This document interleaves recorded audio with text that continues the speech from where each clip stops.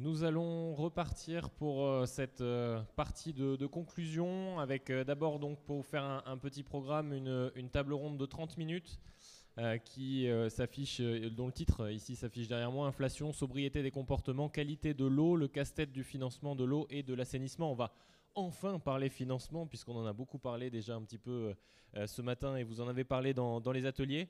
Et puis Nicolas Rio, que vous avez vu tout à l'heure, est en train de faire la synthèse de tout ce qui s'est dit lors des différents ateliers, va venir avec les différentes personnes qui étaient en charge de la restitution, venir vous faire un point pendant 1 heure sur ces ateliers. Puis on aura une dernière séquence de conclusion avec normalement Alain Rousset qui doit venir conclure cette journée. Je vais inviter nos 4 intervenants à venir me rejoindre sur scène. Donc nous avons Michel Demolder, président eau du bassin rennais, Guillaume Choisy, directeur général de l'agence de l'eau Adour-Garonne, Frédéric Fisseldorfer, président du SDEA Alsace-Moselle et Dan Lert, le président de Eau de Paris.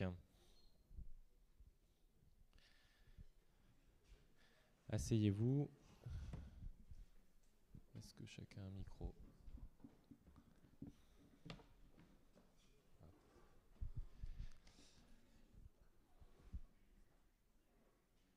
Et donc une table ronde prénommée Inflation, sobriété des comportements, qualité de l'eau, le casse-tête du financement de l'eau et de l'assainissement. Michel Demolder, pour commencer, sur ce qu'on a entendu ce matin, la question du financement, elle revient souvent, notamment le financement de tout ce qui est à côté, ce qu'on pourrait appeler la politique de l'eau de manière générale finalement.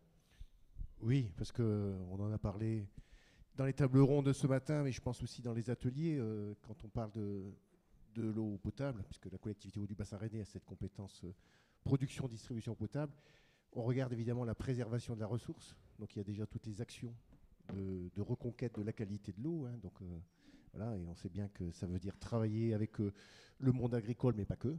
Hein, et puis derrière, on en parlera peut-être un peu plus tout à l'heure, toutes ces questions de sobriété, qu'on appelle nous plutôt d'économie d'eau, hein, puisque on l'a rappelé ce matin, la ressource en eau, elle n'est pas extensible, hein, donc il va falloir produire la même chose pour fournir de l'eau à plus de monde. Donc à partir de là, évidemment, ça suppose mettre des acteurs économiques, mais aussi des usagers sur cette question de l'économie de l'eau. Je voulais revenir avec vous sur un point. Vous avez mis en place une commission locale de l'eau. Vous avez notamment mené une enquête avec, avec 3500 personnes, donc j'allais dire plusieurs personnes, oui, avec de nombreuses personnes.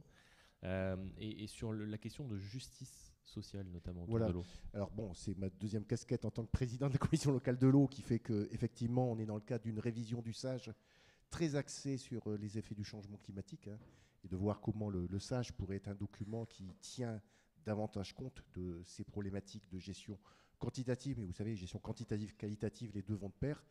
Et c'est vrai qu'on a décidé d'avoir une participation du public assez forte, hein, donc on a eu 3500 personnes à répondre à un questionnaire en ligne qui leur supposait déjà de prendre au moins une demi-heure pour répondre à ce questionnaire. Et ensuite, plusieurs centaines ont participé à des ateliers, hein, pour émettre des idées. Et à chaque fois, ce qui ressortait, c'est les gens ont conscience que, alors c'est vrai que c'était suite à la sécheresse de 2022, hein, que les ressources ne sont pas extensibles et qu'à partir de là, il faut faire des propositions d'action, demander du courage politique, ça a été beaucoup soulevé. Et puis le prix de l'eau va augmenter. Donc à 97%, les gens disent le prix de l'eau va augmenter, mais ça sera peut-être une nécessité.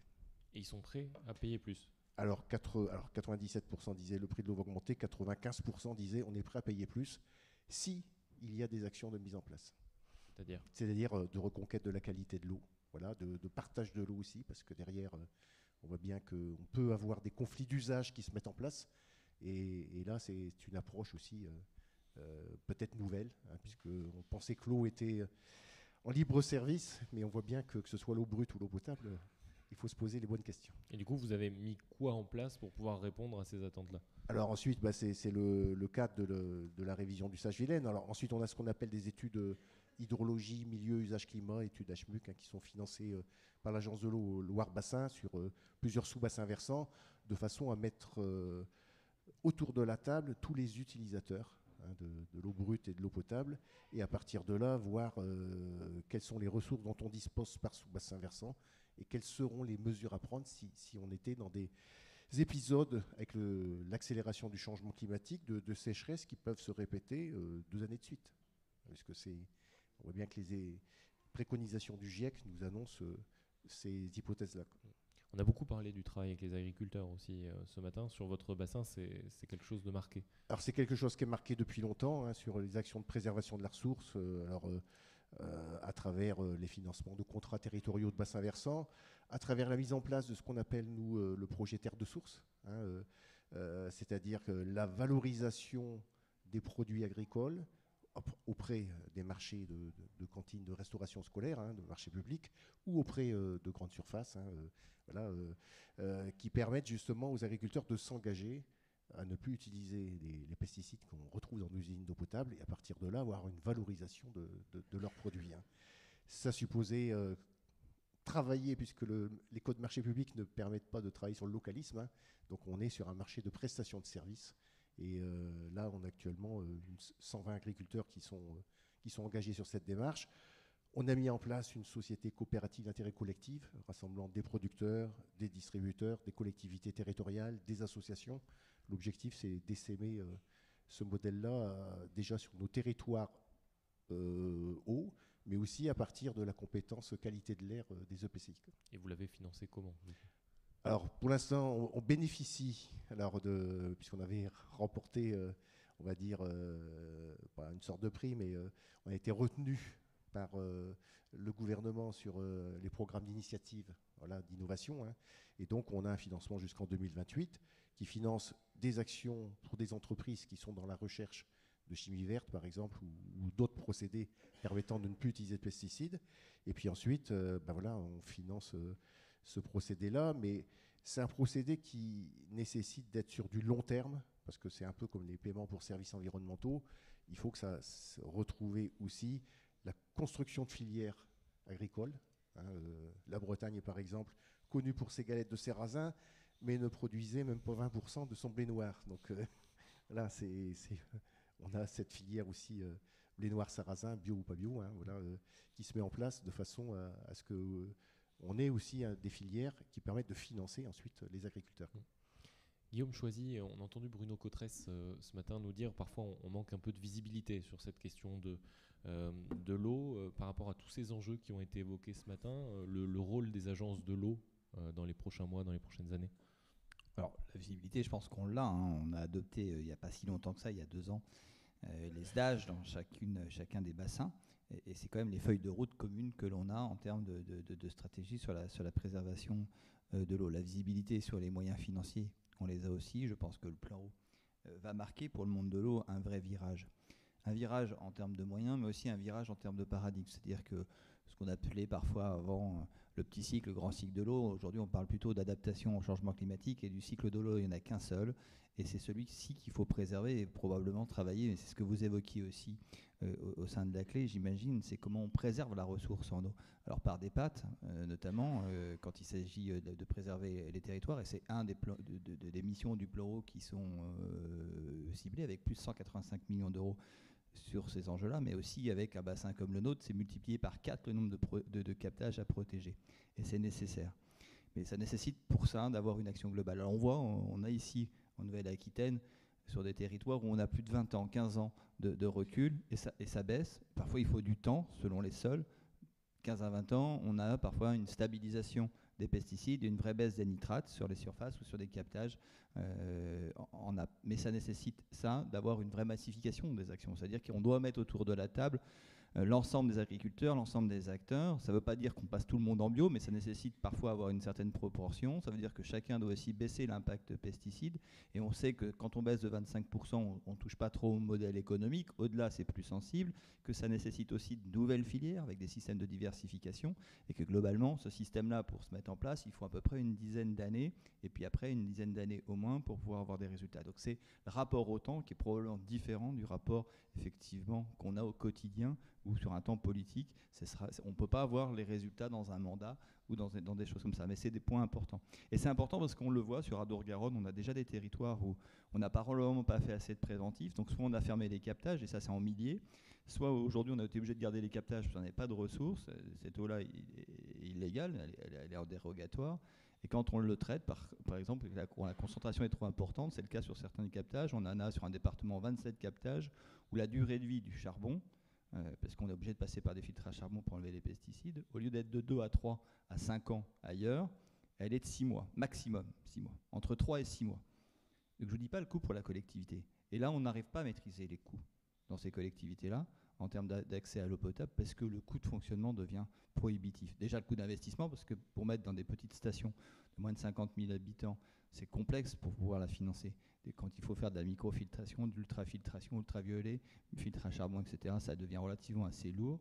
Et en plus, quand effectivement les coûts de fonctionnement sont triplés, quadruplés par rapport au standard lambda, ça devient beaucoup plus compliqué. Donc l'enjeu du préventif, privilégié au curatif, et devient essentiel. Et on est un vrai virage qu'il faut prendre, mais ça nécessite effectivement des choix relativement assez forts que doivent nous permettre aussi le plan eau.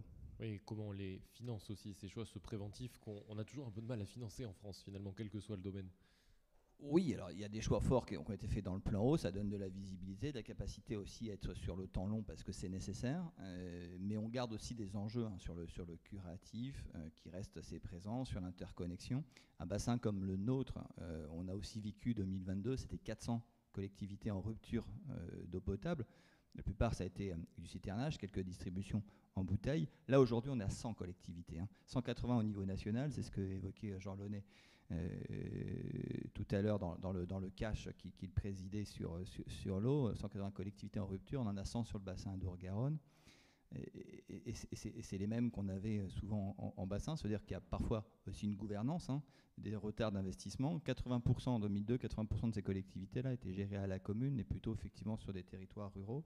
Donc il faut qu'on arrive à avoir une bonne gouvernance pour pouvoir avoir des investissements qui suivent. Nous, les moyens, on est capable de les mettre aujourd'hui dans le plan eau, mais ça reste encore un coût. C'est vrai qu'il y a quelques années, on dit qu'il va falloir passer à l'adaptation, au grand cycle, et c'est vrai qu'il faut passer aussi, effectivement, préserver les zones humides, préserver, parfois améliorer les capacités de stockage, c'est des enjeux qu'on a devant nous.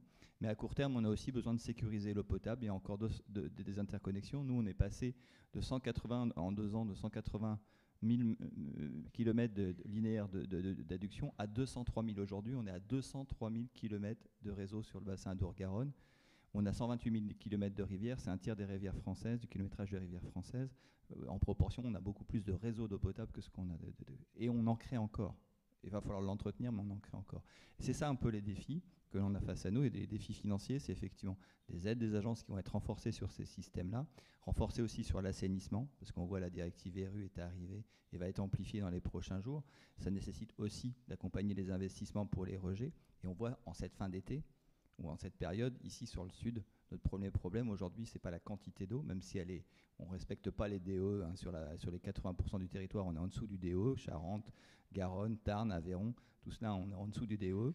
Mais malgré tout, le problème, c'est aussi la qualité, les difficultés de bactériaux. Et aujourd'hui, la surchloration, notamment en été, quand l'eau... Enfin, nous, on est sur un territoire où 66% de la population est alimentée par les rivières. On n'a pas toujours toute la vallée de la Garonne, il n'y a pas de nappe, il n'y a pas de réserve haute que les rivières. Et quand l'eau est à 30 degrés, c'est vrai que ça nécessite de la surchloration. La surchloration, aujourd'hui, les services sanitaires nous disent attention, la chlorite est potentiellement dangereux. Et la surchloration entraîne beaucoup de chlorite. Donc c'est des défis, effectivement, sur lesquels il va falloir prendre garde. Tout ça nécessite effectivement probablement pour encore plus d'interconnexions demain que ce que l'on a aujourd'hui et des investissements relativement importants. Donc ça restera dans la construction de nos deuxième programme. L'eau et l'assainissement resteront importants. Nous, sur notre bassin, c'est probablement à peu près 25% d'augmentation des moyens liés à l'eau potable et à l'assainissement pour notre programme, dû à ces enjeux-là, principalement.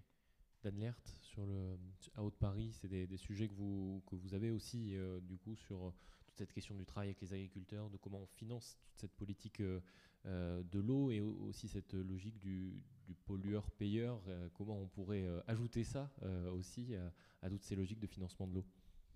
Oui, à Haute-Paris, on travaille depuis assez longtemps, en lien évidemment avec l'agence de l'eau Seine-Normandie pour préserver la ressource, finalement prévenir à la source les pollutions pour avoir moins de nitrates, moins de pesticides et avoir moins de traitements en aval sur nos usines de potabilisation. Donc c'est un programme à 50 millions d'euros, financé à 20% par Haute-Paris, par la facture d'eau des Parisiens, des usagers à Paris, et à 80% par l'agence de l'eau Seine-Normandie. Ça nous permet à ce jour de protéger à peu près 18 000 hectares.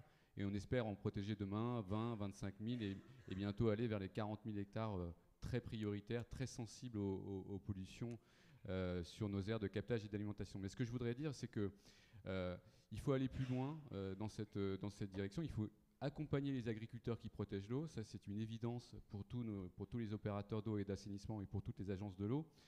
Mais il faut à un moment aussi passer par une interdiction aussi des pesticides et des produits phytosanitaires sur les aires de captage et d'alimentation. On ne va pas passer notre temps à toujours plus traiter si on ne ferme pas en quelque sorte le robinet des pesticides et des nitrates. Donc on a été un certain nombre d'élus, soit des présidentes de régie, ou soit des maires, des présidents de métropole aussi, à écrire une pétition pour demander la sanctuarisation des aires de captage et d'alimentation. C'est une mesure en même temps que l'accompagnement renforcé des agriculteurs qui protègent l'eau. Il ne s'agit pas de s'opposer de manière stérile aux agriculteurs qui essayent de faire bien, sur nos aires de captage et d'alimentation, mais d'avoir voilà. Et ce qu'il faut dire aussi, c'est que il n'est plus possible que les usagers domestiques de l'eau payent sur leur facture d'eau le coût de toutes ces pollutions. Les fabricants de pesticides et de produits phytosanitaires doivent contribuer à la fois à la préservation de la ressource et aussi à la question du financement du traitement de l'eau. On a toujours plus de traitements sur nos ressources, que ce soit des ressources d'eau souterraine ou des ressources d'eau de surface à Paris. Et donc, il est impératif qu'il y ait une contribution, voilà, des principaux responsables c'est l'application du principe pollueur-payeur. Et c'est ce qui est défendu dans le cadre du réseau France au public. On en discutait encore avec Christophe Lim hier et tout à l'heure. Et ça, c'est une mesure très importante qu'on défend. Dans le titre de la table ronde, il y a aussi le mot inflation, forcément tout ce qui a été dans l'actualité ces derniers mois, ça vous a beaucoup touché aussi. Alors le prix de l'eau, il augmente partout. L'inflation, l'explosion des prix de l'énergie et des réactifs qu'on utilise pour traiter l'eau a explosé pour tous les services d'eau et d'assainissement. Donc ce qu'on demande, c'est assez simple. C'est qu'on ait, d'une part, pour vous donner un exemple, à Haute-Paris, on est passé de 7 millions d'euros à 24 millions d'euros sur la facture d'électricité. Donc ça vous donne une idée des enjeux, mais qui concernent l'ensemble de nos services d'eau et d'assainissement. On demande d'envisager l'application d'un bouclier tarifaire pour des services aussi essentiels que sont l'eau et l'assainissement sur nos territoires, qui nous permet de limiter ou de maîtriser l'augmentation du prix de l'eau.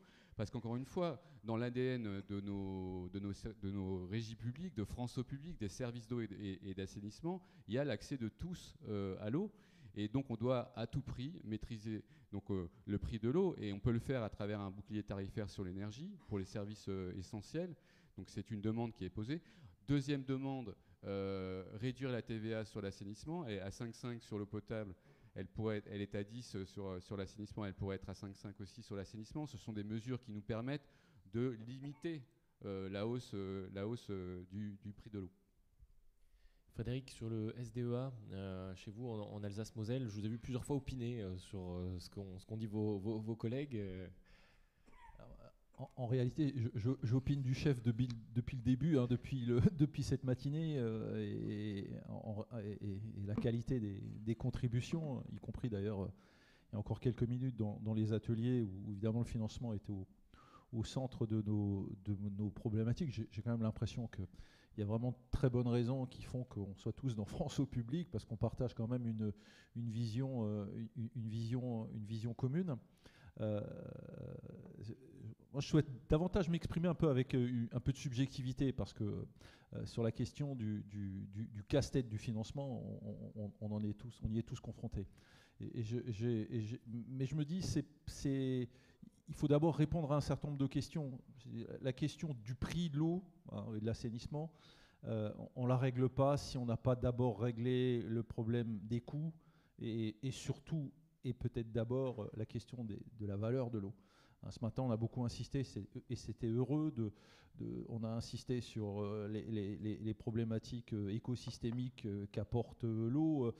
D'aucuns ont évoqué, même à échelle des territoires qu'ils animent, des problèmes de solidarité, d'interconnexion, qu'elle soit infra, au niveau national, au niveau européen et possiblement au au niveau mondial.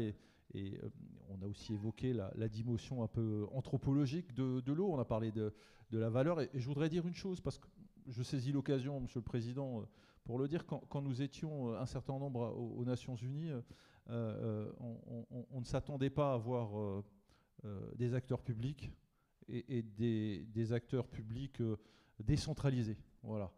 Et ce qui a été très curieux, c'est qu'au bout du bout et au forceps, on a réussi, grâce à l'action d'un certain nombre qui sont présents ici, à exister sur des prises de position, notamment celle de Pedro Arroyo, en commun avec les peuples premiers qui rappelaient la valeur symbolique de l'eau. Voilà, c'est à ça qu'on en était réduit, entre guillemets, et il y avait une forme de mea culpa en disant... c'est vrai, on n'a pas du tout réfléchi au paradigme de la question de l'eau, de ses coûts à travers l'action publique et l'action décentralisée. Pourquoi je dis ça? Parce que la démocratie de l'eau, le fait du juste prix ou du juste financement, ça implique qu'on ait une vision la plus partagée, la plus démocratique sur ce qu'est l'eau. On sait faire. On sait aussi bien faire, voire mieux, en particulier parce qu'on pratique la démocratie de l'eau qu'un certain nombre de grands groupes ou de DSP. Mais on est dans une séquence, et Dan l'a rappelé, il va falloir qu'on compile toute une série de coûts supplémentaires. Et il faut que, face à nos concitoyens, ils ne mélangent pas le message et le messager. Voilà, le principe de pollueur-payeur, qui n'a jamais fonctionné d'ailleurs en France, faut être clair, c'est un beau principe, mais je veux dire, je mets au défi quiconque de trouver beaucoup de décisions de justice où cela a été appliqué, a fortiori s'agissant de l'eau. Tout ça pour dire que qu'est-ce qu'on veut faire payer à ceux pour lesquels on assainit l'eau et pour lesquels on distribue de l'eau. Est-ce qu'il y a un consensus en France pour se dire il faut aussi qu'on règle toutes les autres problématiques? Parce que dans le cas de la Bretagne, c'est tout à fait significatif. Vous avez posé une question, c'était la question du financement. Moi, je suis président de communauté de communes. Moi, la question que me posent mes concitoyens, c'est pas la question des 80% de subventions qui viennent de l'agence, c'est pourquoi c'est à nous de payer les 20% qui restent? Pourquoi c'est à nous de payer les 20% qui restent? Et ces 20%, c'est 20% sur des montants de plus en plus importants. Plusieurs collègues l'ont indiqué. Les stations à mettre en œuvre maintenant sur la problématique de l'eau conforme et l'eau potable, sur les métabolites, et cette course en avant sur lesquelles... Alors, c'est pas une critique, mais je veux aussi indiquer que toutes les agences n'ont pas les mêmes politiques, en particulier du point de vue curatif. Il y en a pour lesquels, il y a des territoires pour lesquels c'est une note sèche, sur lesquels il n'y a pas d'aide. Et voilà, c'est le dilemme du message et du messager. Et moi, je pense que tant qu'on n'a pas une vision partagée avec les autorités, avec l'ensemble de nos concitoyens, au titre d'une réflexion démocratique générale sur la valeur et le coût, ça va être difficile de résoudre ce casse-tête. Guillaume Chauzy, une réaction rapide? Non, après, oui, toutes les agences n'ont pas forcément les mêmes politiques, mais c'est aussi vous, la FNESR, les élus, qui êtes membres de nos instances et qui avez en main ces politiques-là. Donc, je ne sais pas spécialement, pour le coup, des doctrines du ministère ou des agences avec leurs agences. C'est effectivement les choix qui sont faits. Mais c'est vrai que là-dessus, j'accentue, c'est un des enjeux, c'est quand même d'avoir du régalien. Et aujourd'hui, si on veut notamment préserver sur ces captages-là, sur le préventif, ça nécessite parfois des aides. Mais si on veut que les aides soient effectives, il faut effectivement avoir des règles, et des règles communes. Et moi, j'ai aujourd'hui des agriculteurs face à moi qui me disent, mais on a aussi besoin, on était contre les aides SCE, mais aujourd'hui on les veut, parce que sinon on n'arrive pas à gérer collectivement. Et qu'on a toujours 15-20% des agriculteurs qui ne sont pas dans les mêmes dynamiques, parce qu'ils arrivent à la retraite, parce que c'est des contraintes supplémentaires, parce qu'ils ont toujours fait comme ça et que c'est compliqué de se remettre en cause, etc. Et qu'on peut comprendre quand on est sur des captages. Alors, j'entendais 40 000, nous on a des captages à 80 000 hectares. Rochefort, La Rochelle, pour sécuriser. C'est des captages malheureusement souvent de surface, avec des surfaces très très grandes. Donc pour mettre, ça fait un département et demi en superficie. Pour mettre tous ces agriculteurs-là d'accord et dans la même dynamique, et c'est nécessaire pour avoir des résultats, on n'a pas le choix, on est obligé d'avoir des règles communes. Deuxième chose, c'est effectivement sur les enjeux de préservation du coût de l'eau et le prix de l'eau, je pense que ce qui nous importe, c'est quand même de maîtriser ce coût de l'eau-là. Et après, nous, les agences, on n'est ni plus ni moins qu'un outil de solidarité.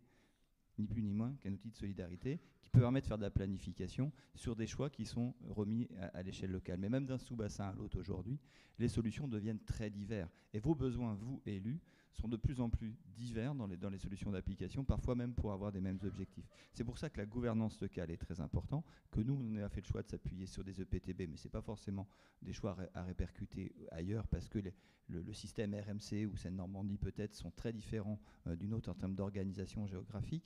Et ça, c'est important d'avoir une gouvernance qui soit à la bonne échelle pour cibler les bons projets et de pouvoir aussi changer. Une interpellation, c'est qu'on aura besoin demain de beaucoup plus s'amortir, c'est-à-dire que les aquaprès, notamment nous ici en Adour-Garonne, on travaille beaucoup avec la Banque des territoires pour faire des offres communs, des dossiers communs et d'offrir des solutions de financement à 100% adaptées et accessibles pour tous les acteurs, au milieu urbain mais aussi en milieu rural. C'est un des enjeux effectivement qui sont aussi devant nous, mais qui peuvent faire débat. Frédéric, un tout petit rebond et après je vais inviter Nicolas à revenir avec les différents rapporteurs. Je ne sais pas s'il est prêt ou pas. Ouais, je voulais réagir en disant à coût constant, l'inflation même importante, je me disais, on était plusieurs à échanger cette réflexion, c'est difficile à encaisser. Est-ce qu'il y a encore des sources d'économie? Moi je pense qu'il y en a une, hein. C'est de tous adhérer à FEP et de mettre en route un certain nombre d'outils communs. Il n'y a aucun intérêt à rejouer chacun de notre côté un certain nombre de matchs sur la recherche-développement. Hein. On sait tous qu'on est confronté à des problématiques de ressources humaines. Hein. Le fait peut-être qu'un jour d'appartenir à un même réseau permettra aussi à nos collaborateurs d'envisager des carrières professionnelles à grande échelle et ça solutionnera aussi un certain nombre de problèmes. Je pense que ça pourrait absorber le différentiel d'inflation. Pour tous les coûts qui vont se rajouter, je me permets aussi de faire un teasing, je renvoie aux travaux qui vont arriver. Merci à tous les quatre. Est-ce que Nicolas et les différents rapporteurs sont prêts? Non. On peut donc reprendre sinon une question du public si vous voulez. Est-ce que quelqu'un, ce matin vous aviez des questions sur la finance, c'est le moment de les poser. Est-ce que vous avez éventuellement une ou deux questions qui vous viennent après avoir participé aux différents ateliers?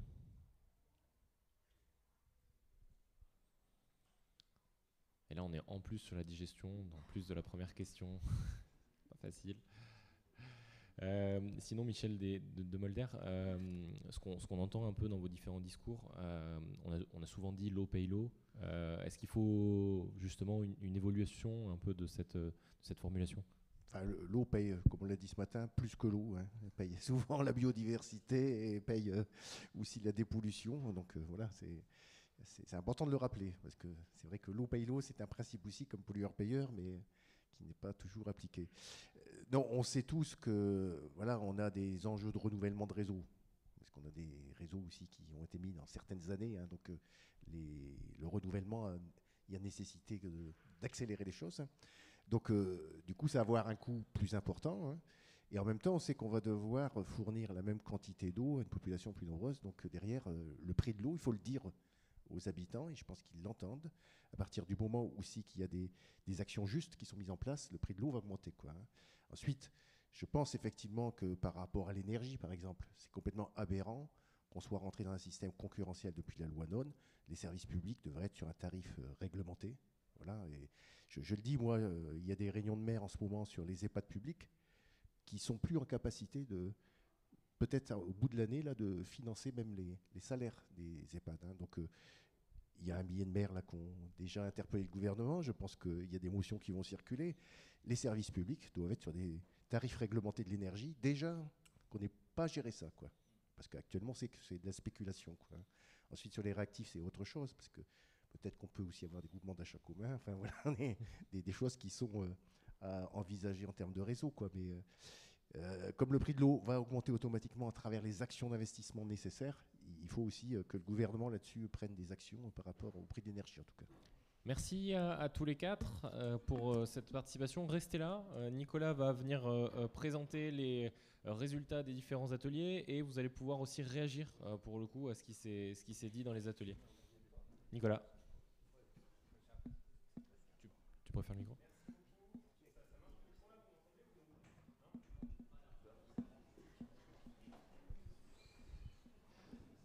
Merci beaucoup, je débarque direct parce qu'on était en train de débriefer avec les différents animateurs. Commencer par vous remercier chaleureusement pour votre participation active en atelier. Tous les animateurs disaient on aurait pu rester 1 ou 2 heures de plus. Il y avait matière à discussion et matière à réflexion.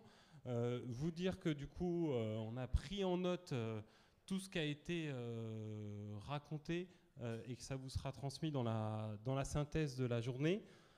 On ne va pas pouvoir là, en 1 heure, restituer, synthétiser tout ce qui s'est dit dans les 5 ateliers en parallèle. Sinon, dans 5 heures, on y est encore. Ce qu'on a demandé, c'est que chaque animateur, animatrice ou chaque binôme puisse nous partager un peu le best-of de ce qui est ressorti dans la discussion des groupes et de ce qu'on peut en retenir de ces hypothèses prospectives pour le modèle économique de l'eau.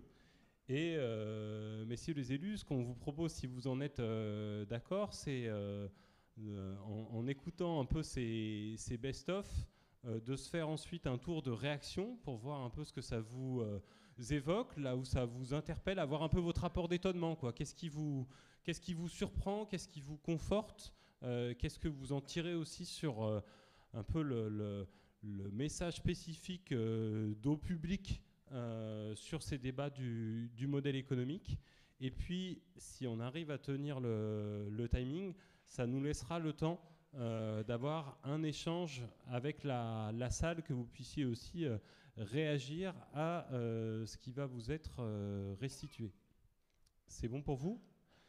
Et ben dans ce cas, on commence direct avec le premier atelier qui était sur une hypothèse de réduction de la qualité de l'eau. Rappelez-vous de dire on assume que l'eau distribuée n'est pas forcément de l'eau potable, mais que le standard est de l'eau non alimentaire, charge aux usagers finaux de la traiter s'ils souhaitent une eau de meilleure qualité. Estelle et Vincent, c'est à vous. Merci. Donc en best-of, nous on s'est dit que c'était plutôt une mauvaise réponse à une bonne question, une question qui est la question de la norme. Aujourd'hui, la qualité de l'eau du robinet est très suivie et très réglementée. On n'a pas de vision globale finalement de l'exposition sanitaire aux différents micropolluants qu'on cherche à éliminer dans l'eau, à la question des usages et notamment au symbole qu'on met de l'eau potable dans la chasse d'eau, et à la question de la dégradation des ressources. Alors pourquoi on considère que c'est une mauvaise réponse ? D'abord pour des questions de rupture d'égalité devant un service d'importance vitale et puis finalement de renoncement de la puissance publique à garantir un service d'importance vitale pour tous. Pour des questions de risque de détourner des moyens qui aujourd'hui sont affectés aux services publics vers potentiellement des services privés avec un risque de marketing de solutions finalement. Enfin, chacun aura sa solution sous l'évier pour avoir une eau meilleure que les autres, voire une eau énergésisée, si on veut aller plus loin que la stricte potabilité, donc un transfert du collectif vers l'individuel. Et puis pour des raisons plus globales en fait, d'impact induit et de coûts sociétaux, et notamment de perte de levier et de ressources pour travailler sur la préservation des ressources en eau à la source, diminution de la connaissance sur les pollutions et donc de la capacité à les traiter, et peut-être des impacts plus globaux sur le système de santé, puisque si on a des dispositifs individuels, on a des vrais risques de contamination de ces dispositifs, voire que les gens boivent la partie non potable de l'eau pour des raisons financières. Et donc voilà, des impacts financiers globaux qui peuvent aller au-delà des économies qu'on irait avec cette double qualité d'eau. Merci. Donc de la même façon, la question était bonne à poser, la réponse n'était peut-être pas adéquate. En remarque générale déjà en préambule, la disparité des territoires fait que la réponse n'est pas facile à donner à cette question. Les différents scénarios qui avaient été évoqués amènent un certain nombre de divergences entre les participants. Et puis le débat s'est souvent élargi sur la quantité par rapport à la qualité. Donc ça a été un peu difficile parfois de recentrer le sujet sur la qualité. Globalement, il est apparu que quel était l'impact économique du traitement sur le coût global de l'eau. Donc est-ce qu'il est si important que ça par rapport au coût global de l'eau et de l'assainissement? Deuxièmement, il est apparu plutôt important de mettre de l'argent sur l'amont, c'est-à-dire travailler sur la ressource et non pas sur le traitement d'une eau qui serait déjà polluée. Attention à l'inégalité sociale, et ça a été déjà dit, que ça peut amener entre l'urbain et le rural notamment.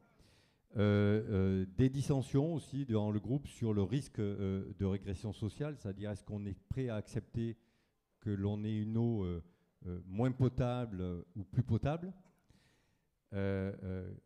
et une grande interrogation sur est-ce qu'on n'a pas des exigences en termes de qualité d'eau aujourd'hui qui vont un peu trop loin par rapport à d'autres produits alimentaires, voire l'air, etc. Donc est-ce qu'on ne va pas trop loin dans les exigences en termes de qualité d'eau et de la disparité entre ce qu'on veut faire sur l'eau potable, voire l'eau usée d'ailleurs, et ce qu'on veut faire sur d'autres produits. Et puis c'est poser la question de qui consomme de l'eau en bouteille. Et il s'est avéré que, en tout cas de manière majoritaire, ceux qui consomment de l'eau en bouteille, c'est ceux qui sont peut-être les plus défavorisés. Et donc il faut peut-être travailler sur ce sujet-là avant de vouloir dégrader la qualité de l'eau potable qu'on distribue. Merci beaucoup. Donc si on résume, si je comprends bien, on a plus à perdre qu'à y gagner à dégrader trop fortement la qualité de l'eau potable, mais par contre une vraie vigilance à avoir sur un phénomène un peu de surqualité réglementaire lié au fait qu'on mesure plus l'eau que d'autres biens potentiellement pollués qu'on consomme.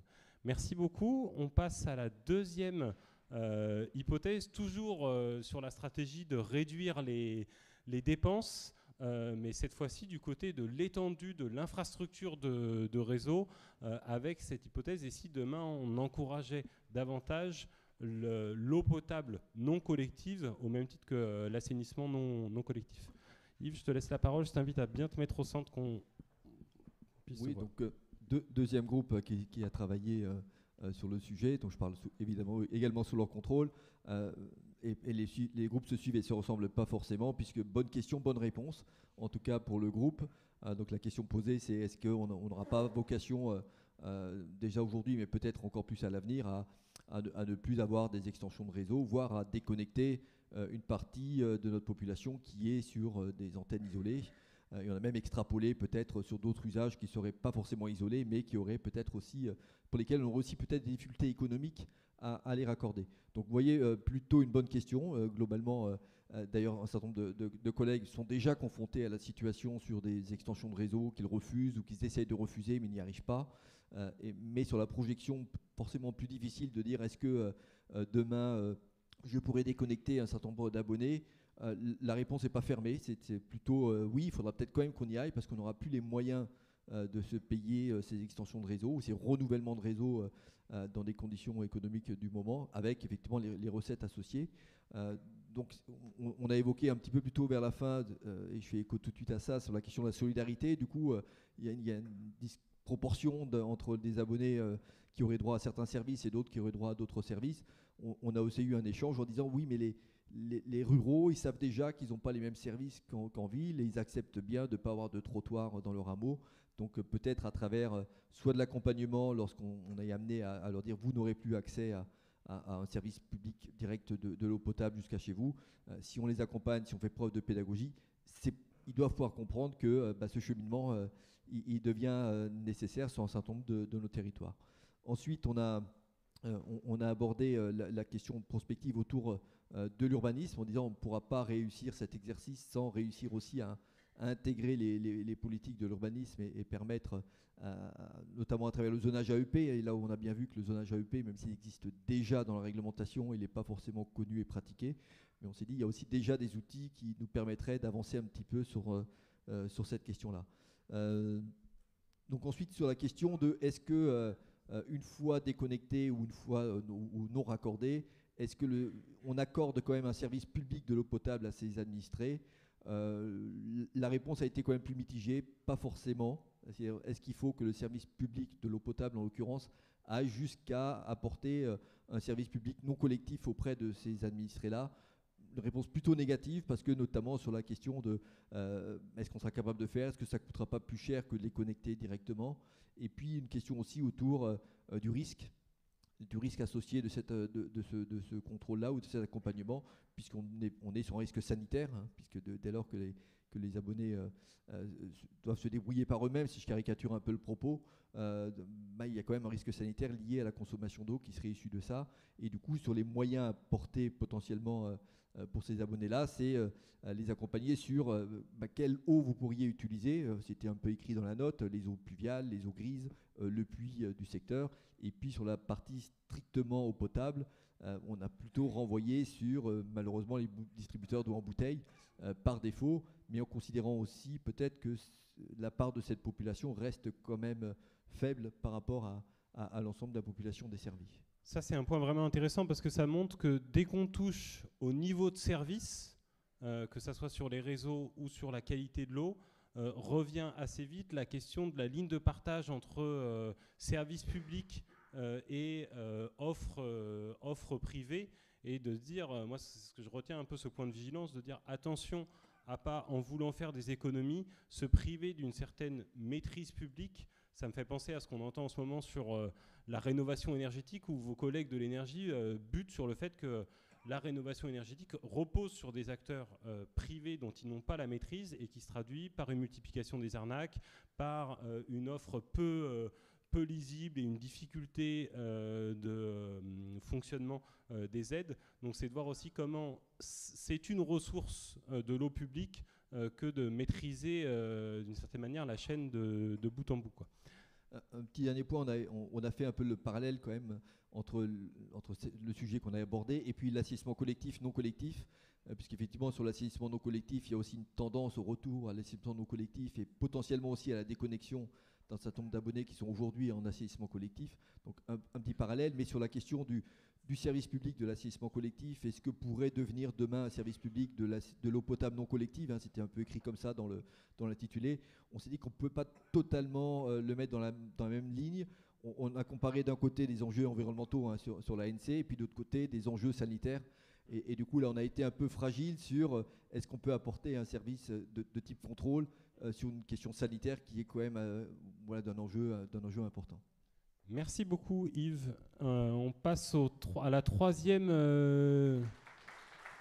Effectivement, on peut applaudir les animateurs et les groupes qui ont mené cette réflexion. On passe au troisième groupe. Rappelez-vous, c'était de se dire, et si on passait d'un financement de l'eau par le tarif à un financement de l'eau et de l'assainissement, j'allais dire et ou de l'assainissement, par l'impôt. Alors, verdict, qu'est-ce que ça donne ?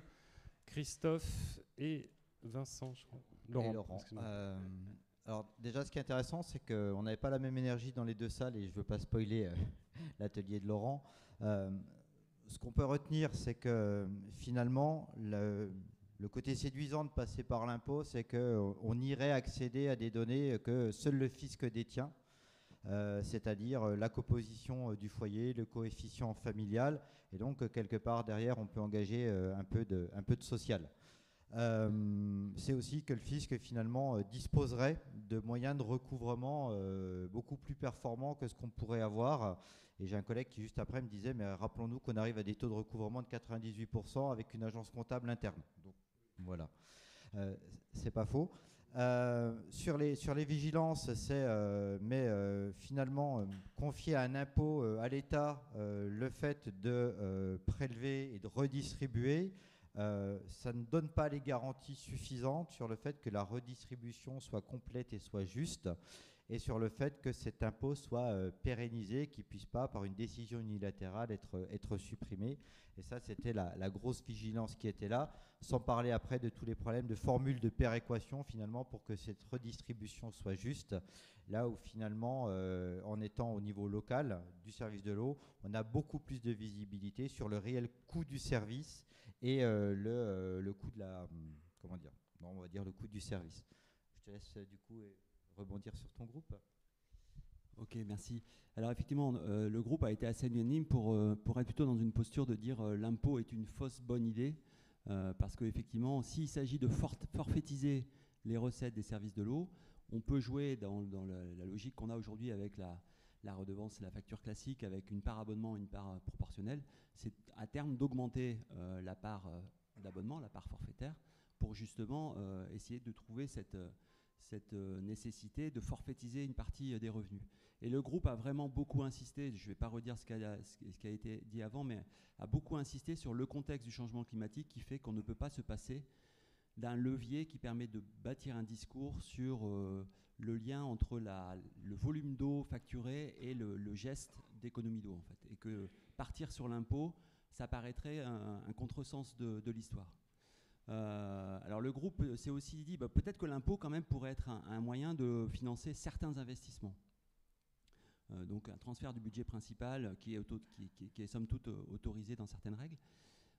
Mais le groupe a souhaité qu'on réaffirme bien qu'aujourd'hui on fait remonter des redevances dans les agences de bassin et que finalement aller chercher dans le budget principal les recettes pour financer ces investissements, il faut au contraire renforcer cet outil des agences de bassin pour que la totalité de ce qui est remonté revienne au service de l'eau et notamment au petit cycle de l'eau. Et donc il n'y a pas lieu de détricoter tout le système, il faut plutôt réaffirmer la pertinence de ce système, bien reconnecter les enjeux quantitatifs dans la relation qu'on a avec nos usagers, et que partir sur l'impôt, en plus, ce serait cet affichage d'une bascule vers l'impôt, c'est pas ça qui va générer plus de revenus.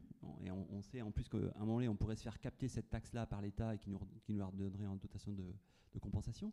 Mais en plus, on est sur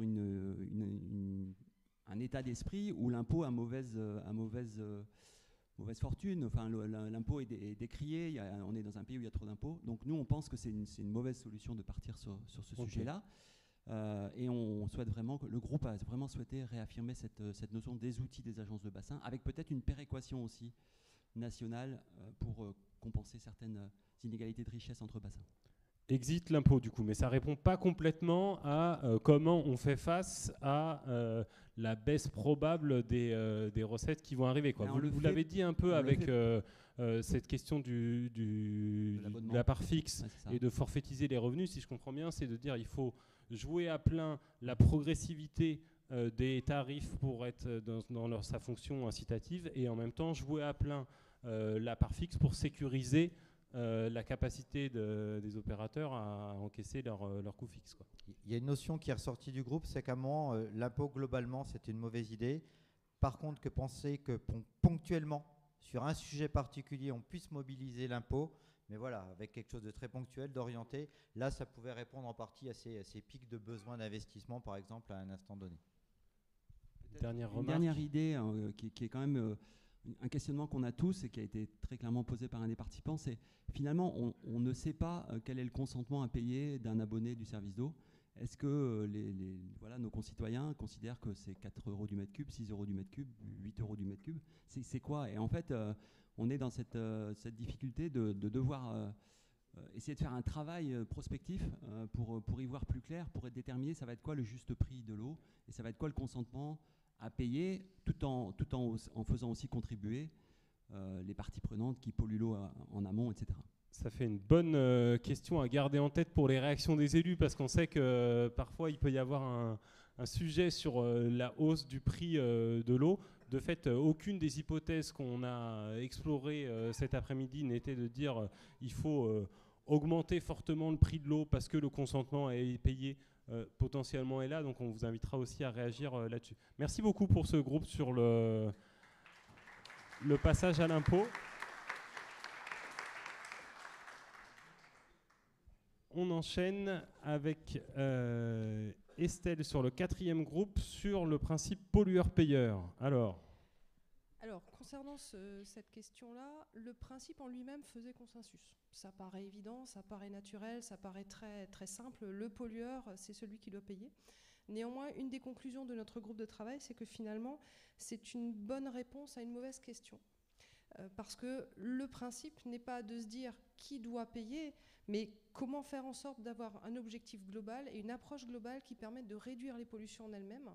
Parce qu'au cours des débats, finalement, le fait de dire on octroie ou on prélève et on fait payer le pollueur a fait émerger des difficultés ou en tout cas des risques de pouvoir avoir à un moment un droit à polluer et que la personne qui est en capacité de se payer la pollution puisse continuer à polluer de manière continue, on va dire ça comme ça. Donc du coup, la question, ça a plutôt tourné sur le fait que la taxation du pollueur doit être un élément dans une approche globale et qui doit à ce moment-là être accompagné à la fois de contrôle, de suivi, de pilotage, mais également par exemple d'interdiction, d'autorisation de mise sur le marché. Donc c'est vraiment une philosophie d'ensemble et pas uniquement la taxation du pollueur-payeur qui doit être une réponse à cette problématique. Le deuxième sujet, ou la deuxième thématique qui a émergé réellement du groupe, c'est que ce principe, il existe déjà, il est peu appliqué, il paraît plus facilement applicable dans le cadre des pollutions historiques, mais pour les pollutions émergentes, diffuses, que nous voyons actuellement, on a eu énormément de débats au sein du groupe sur qui est le réel pollueur. Est-ce que c'est le pollueur primaire qui produit les produits? Est-ce que c'est le pollueur secondaire qui les met en œuvre et qui les intègre dans ses produits? Qui doit le payer? Alors, il y a eu un certain consensus en disant c'est le pollueur primaire qui doit porter les coûts au final, mais avec une prise de conscience que le pollueur primaire va le répercuter sur ses produits, qui va le répercuter sur le pollueur secondaire, et au final que c'est bien le consommateur qui va quand même devoir supporter la charge des coûts de ce principe pollueur-payeur. Donc au-delà de qui est le réel pollueur et comment arriver à le déterminer, c'est aussi poser la question du montant. Comment arriver à évaluer ce montant? Ce montant, dans certains cas, est facile à évaluer a priori. Est-ce que c'est simplement le coût du traitement que nous, en tant que producteurs d'eau, devons mettre en place, ou est-ce que c'est également le coût de la préservation de la ressource et de toutes les actions de sensibilisation et de prévention en amont? Donc toutes ces questions-là n'ont pas trouvé de réponse immédiate ni simple dans le groupe, et on voit bien que c'est une des difficultés aussi d'application de ce principe. Le troisième élément fort des débats est que ce principe doit vraiment contribuer à une réelle évolution des pratiques. Et une évolution des pratiques sur 3 thèmes. On parlait du pollueur primaire, que la taxation via les marges et non pas forcément via un prélèvement sur le produit fini puisse l'amener réellement à être obligé de faire évoluer son produit pour qu'il puisse rester compétitif et rester sur le marché et rester intéressant sur le marché, et l'amener à avoir des réelles pratiques vertueuses en faisant évoluer son produit. Le deuxième élément, c'est que le principe pollueur-payeur doit atteindre les pollueurs secondaires également, pour autant les inciter à se désengager de l'utilisation de ces produits polluants pour pouvoir inciter ou aller vers des cercles vertueux favorisant des produits qui sont moins polluants pour la qualité de l'eau. Et enfin, que le principe pollueur-payeur amène à pouvoir lever des fonds ou mettre en place des recettes et des financements, des actions de sensibilisation, parce que le consommateur en tant que lui-même est également acteur de tout ce cercle et doit jouer un rôle dans le cercle vertueux d'évolution vers des pratiques non polluantes. Donc la mise en œuvre et l'incitation doit également amener à des actions de sensibilisation fortes. Et le dernier élément qui est ressorti des débats, l'eau paye l'eau, c'est resté un principe acté, c'est resté un principe fondamental dans les discussions. Pour autant, l'eau paye l'eau, amené à se dire finalement si on met en place et si on renforce le principe pollueur-payeur, l'idée de la redistribution de l'argent qui serait collecté via les agences a fait consensus, ou en tout cas on n'a pas eu d'autres alternatives proposées, sous réserve qu'il y ait une sanctuarisation de ces recettes, qu'il n'y ait pas de prélèvement budgétaire, qu'on puisse effectivement faire en sorte de garantir que les montants prélevés puissent être redescendus et redistribués à la fois vers les collectivités, vers les consommateurs, voire vers les industriels qui polluent. Alors, on a eu des débats et le consensus n'était pas unanime sur ce volet-là. Et pour autant que ce principe-là permette de lever des fonds qui soient à la fois affectés au traitement et à la dépollution, mais pour autant également à la prévention et à la préservation des ressources pour ne pas rentrer dans le cercle non vertueux de maintenir en fait le droit à polluer et le principe de polluer. Donc, voilà. Merci beaucoup pour ce groupe pollueur-payeur. Alors, mauvaise réponse à bonne question, bonne réponse à bonne question, bonne réponse à mauvaise question. J'espère que vous suivez parce qu'il y aura un petit questionnaire à la fin sur les différentes hypothèses prospectives. On se fait le dernier groupe de ce marathon prospectif avec Anne-Sophie et Stéphane sur la question de la tarification, ou en tout cas la hausse du prix, que ce soit par un tarif ou une redevance, de la consommation d'eau brute. Alors, qu'est-ce que ça donne de ce côté-là? Alors, nous, on sera sur bonne question, mais sujet complexe. Hein. Donc, en fait, il a semblé qu'il y avait un relatif consensus dans l'atelier sur le fait que la raréfaction de la ressource et la moindre consommation vont quand même très rapidement interroger les modèles de financement des services d'eau et d'assainissement, plus la pollution de certaines ressources qui va conduire à différer finalement les prélèvements sur une autre ressource. Il y a un relatif consensus aussi sur le fait que l'eau n'est pas chère et que du coup une taxation supérieure des prélèvements serait acceptable et que la redevance telle qu'elle est conçue aujourd'hui, la redevance pour prélèvement des agences de l'eau, n'est pas conçue pour avoir un signal prix sur en fait l'usage qui en est fait, parce qu'il n'y a pas de lien entre le taux qui est pratiqué et l'impact sur la ressource. Et donc, de ce point de vue, une taxation qui serait plus significative, peut-être plus juste des prélèvements d'eau, pourrait avoir des avantages tels que l'incitation à la baisse des prélèvements, donc on irait dans le sens de la sobriété hydrique, un équilibre financier meilleur des services publics d'eau et d'assainissement si la taxe leur est affectée ou leur revient d'une manière ou d'une autre, un possible rééquilibrage du coup aussi entre les secteurs agricoles, industriels et l'alimentation en eau potable, et puis aussi peut-être une évolution vers une agriculture plus raisonnée. Donc il y a une série d'avantages, mais en même temps, il y a des inconvénients nombreux qui ont été évoqués.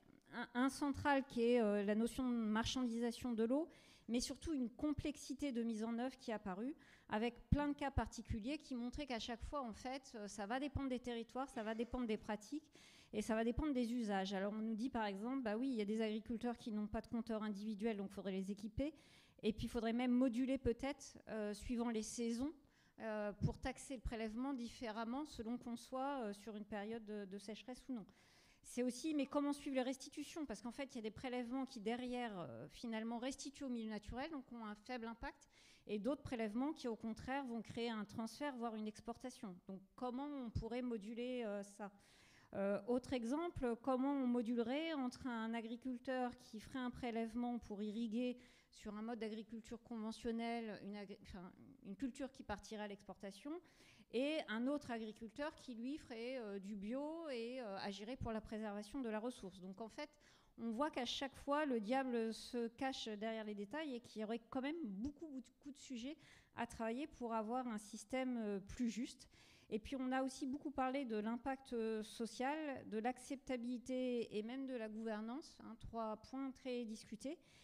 On dit qu'il y a vraiment besoin de construire un consensus entre les usagers à une échelle qui est peut-être l'échelle d'un territoire local et pas forcément la grande échelle d'un bassin tel que les bassins hydrographiques agences de l'eau, pour que cette tarification soit la plus juste et la mieux en corrélation avec la réalité des territoires. Il faut peut-être que ça se passe à une échelle plus locale, l'échelle de la clé par exemple.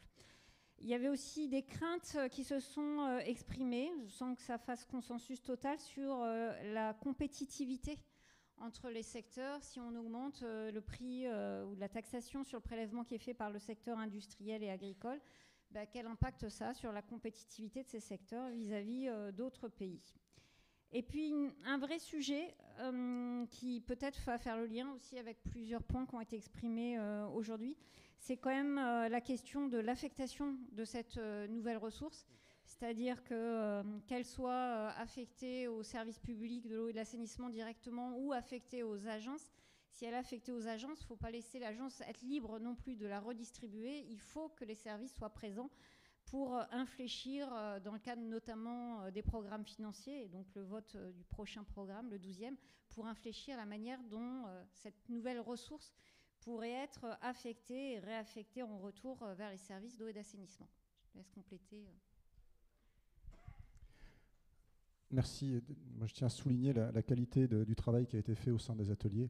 Un vrai exercice de remue-ménage. Chaque question en amenait une nouvelle. On a l'impression qu'on aurait pu rester encore 1 heure ou 2 et qu'on aurait encore soulevé des points, et vraiment de manière très très intéressante. Et on est tout à fait en phase.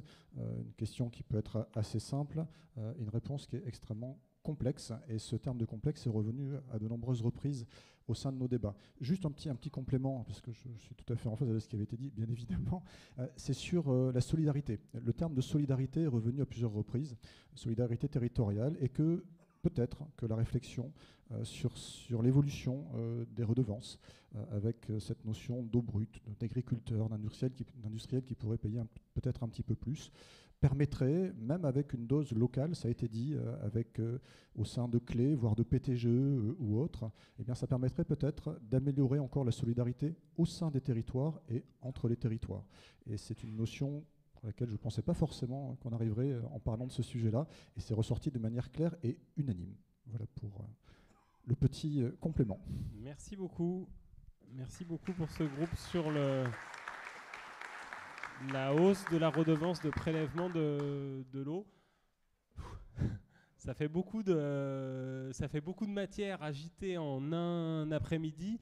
Ça ne résout pas complètement l'équation qu'on avait posée au départ, surtout si on la prend plus à moyen terme qu'à court terme on pourrait dire une dégradation de la viabilité financière du principe de l'eau paye l'eau, mais ça, on esquisse quand même certaines pistes plus prometteuses que d'autres.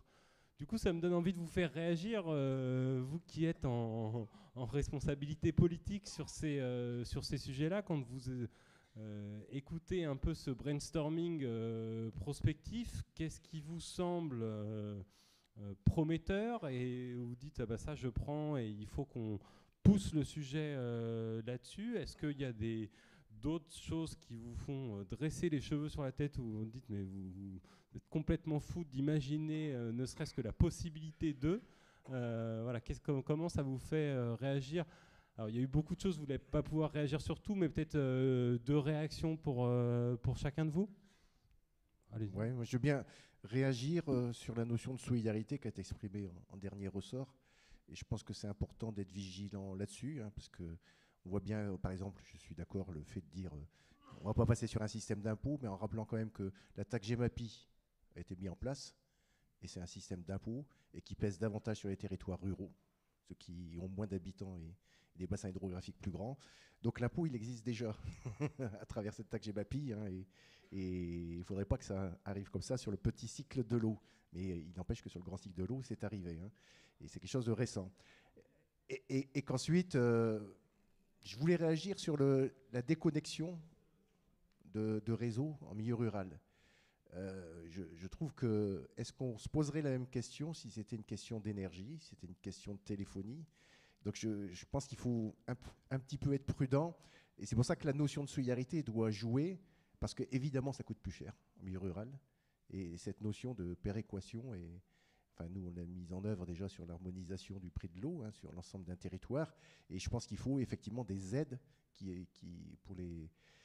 pour les zones rurales, mais attention, autant connecter quelqu'un qui n'est pas connecté, on peut se poser la question. On le fait d'ailleurs sur l'assainissement, hein. On ne va pas mettre des stations d'épuration partout. Il y a de l'assainissement collectif, mais déconnecter des gens qui sont sur le réseau, s'il n'y a pas la notion de manque d'eau, alors sauf s'il y avait vraiment des problématiques, hein, ça pourrait être très mal perçu, quoi.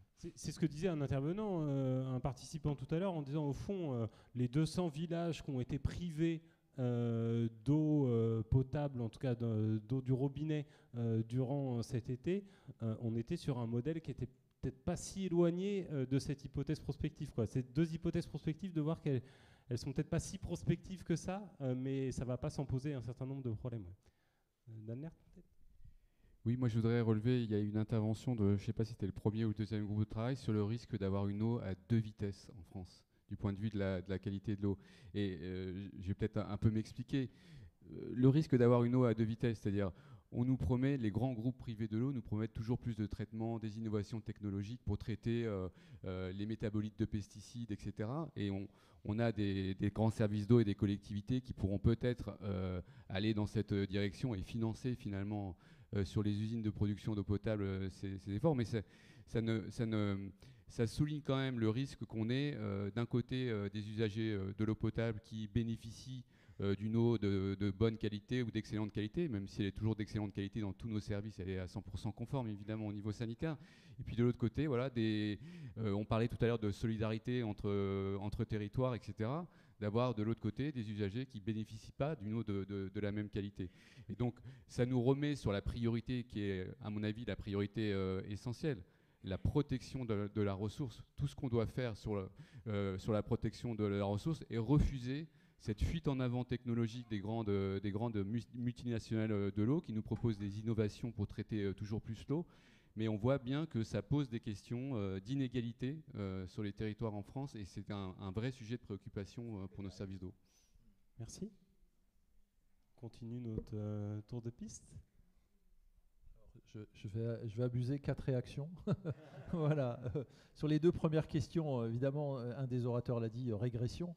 Enfin, je veux bien qu'on réinterroge tous nos modèles, y compris les modèles très technicistes, mais l'idée qu'on revienne sur l'idée qu'on desserve à tout le monde une eau de qualité et qu'on s'efforce d'épurer pour tout le monde, ce serait quand même un sacré 180 degrés. La deuxième réaction, c'était par rapport à la GMAPI. Du coup, je réagis par rapport à nos collègues de Bretagne, et je me disais, la GMAPI, il y a aussi une dimension de solidarité, et comme un rapport ministériel l'a rappelé il y a quelques mois, les grandes manœuvres n'ont pas commencé encore. Voilà. Les grandes manœuvres, ça sera le jour où la totalité d'un bassin versant se réunit et essaye de trouver une équité dans les participations de chacun. Par rapport aux solutions, hein, je me permets de le dire, hein, gestion intégrée. Gestion intégrée, voilà, la gestion intégrée, le jour où on sera une très grande majorité à faire, avec l'adjonction de plein de collègues de l'eau, l'assainissement et de la GMAPI, on pourra avoir aussi envisagé de façon citoyenne l'ensemble de ces questions. Et précisément sur la citoyenneté, on a commencé la journée. Raphaël Morera avait rappelé la très grande familiarité qu'il y a entre la question de l'eau et nos institutions politiques. De toute évidence, quand on voit les questions qui sont posées ici, c'est des questions d'équité, de solidarité. Voilà, et sur l'eau, voilà, on a clairement en charge une multiplicité de thématiques et d'enjeux à traiter et de réponses à apporter. Voilà, merci. Merci à vous. Alors là, on a entendu 3 élus présidents de régies d'eau publiques, et en même temps, on voit dans les hypothèses prospectives que les agences de l'eau sont aussi interpellées par cette évolution du modèle économique de l'eau au sens large. Vous qui êtes directeur de l'agence de l'eau Adour-Garonne, comment vous réagissez, notamment peut-être sur je sais pas si je peux réagir, parce que les 2 dernières propositions? D'abord, une surprise, c'est que je ne savais pas que le président Pintat et Launay avaient à nouveau sollicité et mandaté le très dévoué Hervé Paul pour à nouveau travailler sur une réforme de la fiscalité. Mais je le découvre. Bravo à toi si tu as hérité à nouveau de ce chantier-là. Parce que je comprends qu'on re-questionne effectivement éventuellement de nouvelles redevances ou de nouvelles formes de redevances. Mais ce qui est très bien, parce qu'il faut toujours être en mouvement, et vous avez raison de porter cette réflexion, et merci à la FNESER de toujours être actif sur ces sujets-là. Je ne peux au moins que vous féliciter pour ça. La deuxième chose, c'est que par rapport à la première question, ma réaction, c'est de dire que ce n'est pas si simple que ça, parce que c'est des questions complexes que vous portez, où les réponses sont peut-être pas si évidentes à apporter sur un plan national. On vit, et je pense que on le vit ici, mais ça doit être aussi assez vrai dans le bassin RMC, parfois des difficultés avec les territoires de montagne. On voit sur les ruptures, et j'en parlais souvent avec Laurent Roy, et honnêtement, on n'a pas la solution. Vous savez qu'on est sur un modèle français qui fonctionne pas mal, et vous avez raison d'y être attaché, sur l'accessibilité de l'eau pour tous. Simplement, c'est vrai que quand on est dans des territoires de montagne, et on le voit parfois où c'est 50, 40, 30 millions d'euros pour amener de l'eau, parce qu'ils sont à 10, 20, 30 km et on est en montagne, pour amener de l'eau dans des communes où il y a 80 habitants, il faut trouver ce système-là. Et c'est vrai qu'en 2022, on va se le dire, il y a beaucoup de territoires où on le taisait, on ne le disait pas forcément autour d'une table, et qu'on a mis parce qu'il a fallu faire la transparence et on a mis sur la table effectivement des territoires qui étaient alimentés pendant des années, au mieux par le camion de pompier, au pire parfois par la tonne à eau de l'agriculteur du coin. Et ça fonctionnait, et jusqu'ici, à l'espagnol, puisqu'on arrive d'Espagne aussi pour voir comment il fonctionnait, il n'y avait pas de difficulté, donc pas de problème. Voilà. Mais c'est vrai qu'aujourd'hui, on se repose cette question-là. Il nous repose des dossiers, et c'est une question qu'il faut qu'on prenne avec vous, parce qu'on ne sait pas y répondre. Voilà. Est-ce que ce n'est pas à un moment donné des coûts disproportionnés? Est-ce que même on ne s'est pas financé à 100% et de toute façon le coût résiduel est beaucoup trop important pour qu'ils puissent l'assumer? 20% de 40 millions sur 80 abonnés, c'est pas réalisable. C'est pas réalisable. Voilà, même 10, c'est pas réalisable. Donc voilà, c'est ce type de choses-là qui sont, à mon avis, plutôt à prendre à part, mais qui vont concerner des territoires de montagne, qui peuvent poser effectivement l'équité d'accès effectivement individuel ou d'accès collectif à l'eau. Sur les autres sujets, je pense que dans les bassins, on n'a quand même pas tendance à donner 1 euro pour 1 euro. C'est-à-dire que j'entends ce que vous sollicitez, c'est quelle garantie on a dans les agences que les redevances que l'on a, couvert de ce qui s'est passé sur la biodiversité, j'entends effectivement derrière cet enjeu-là, mais comment effectivement on a des systèmes qui réalimentent sur l'eau. D'abord les besoins, je vous l'ai dit tout à l'heure, ils sont réels. C'est-à-dire que les besoins d'accompagner aujourd'hui les collectivités sur l'assainissement sont encore très importants, et on en a au moins pour 2027, et je pense qu'on aura peut-être un peu au-delà pour les territoires comme les nôtres qui sont un peu en retard, et on a effectivement un besoin de sécuriser l'eau potable, et donc ça nécessite des investissements. Mais il faut effectivement regarder comment on le fait bassin par bassin. Il y a la question après de la péréquation, c'est ce que vous posiez. Une très bonne question. Alors effectivement, on est interrogé là-dessus. On ne va pas forcément avoir tous le même avis là-dessus entre bassins, mais c'est vrai qu'aujourd'hui, vous le voyez, d'ailleurs, vous avez été les premiers à le dire, vous n'avez pas les mêmes politiques d'un bassin à un autre. Ben non, mais on n'a pas toujours non plus les mêmes capacités à financer le bassin à un autre, et la question de la péréquation peut être effectivement posée. Je vois mon président de bassin, le président de la région qui arrive, ne manquera pas de l'évoquer, j'imagine.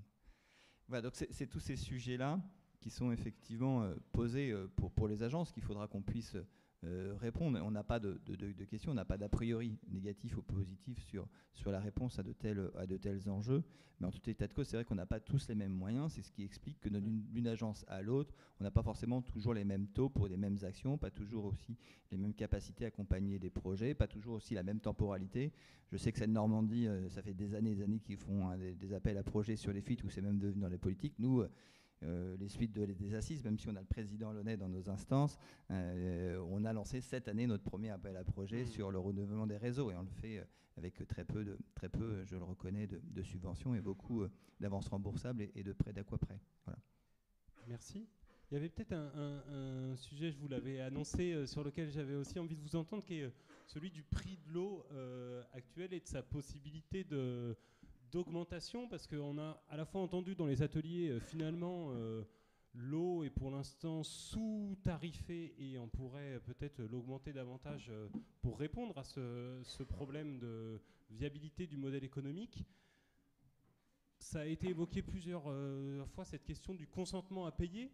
Et en même temps, moi, quand je repense à ce que j'ai entendu en atelier, on a l'impression que sur l'eau, on est sur une situation un peu paradoxale où le consentement à payer est potentiellement source d'inégalité.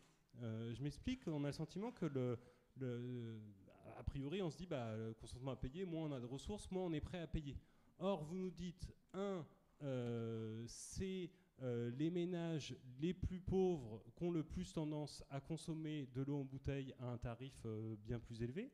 Donc finalement, leur consentement à payer est plus élevé. Et de l'autre, vous nous dites, ceux qui consomment le plus, les gros préleveurs, que ce soit des acteurs industriels ou des acteurs agricoles, consomment de tels volumes que, alors même qu'ils auraient plus de ressources que les ménages pour y faire face, en fait, la moindre augmentation a des répercussions importantes, qui fait que c'est paradoxalement eux qui ont le moins de consentement à payer davantage. Comment vous sortez de ce paradoxe sur la question du consentement à payer et du tarif de l'eau?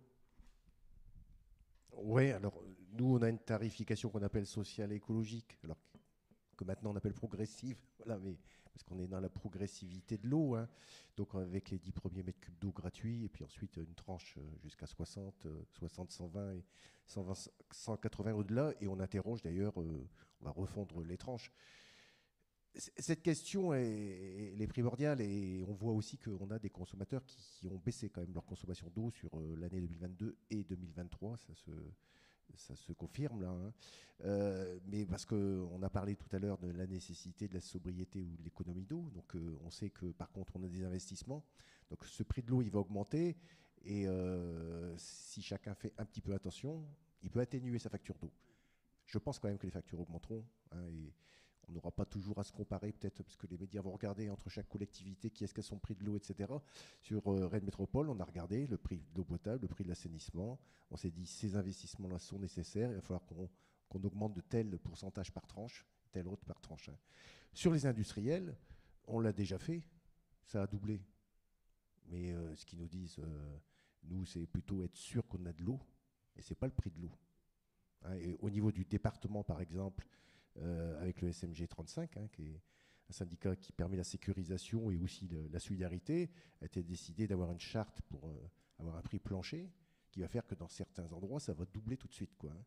Donc je pense que voilà, il faut aussi que le juste prix soit payé par des industriels. Alors c'est vrai qu'ils étaient plutôt concentrés sur les charges énergétiques actuellement, mais on n'a pas de levée de bouclier quand on a augmenté ce prix de l'eau pour les industriels, hein. Merci. Est-ce que vous deux veut aussi réagir à ça ou...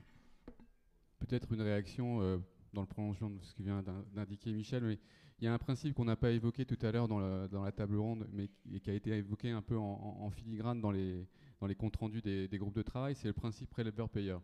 Parce qu'aujourd'hui, le plan eau du gouvernement, il demande 0 effort de réduction des prélèvements au secteur agricole.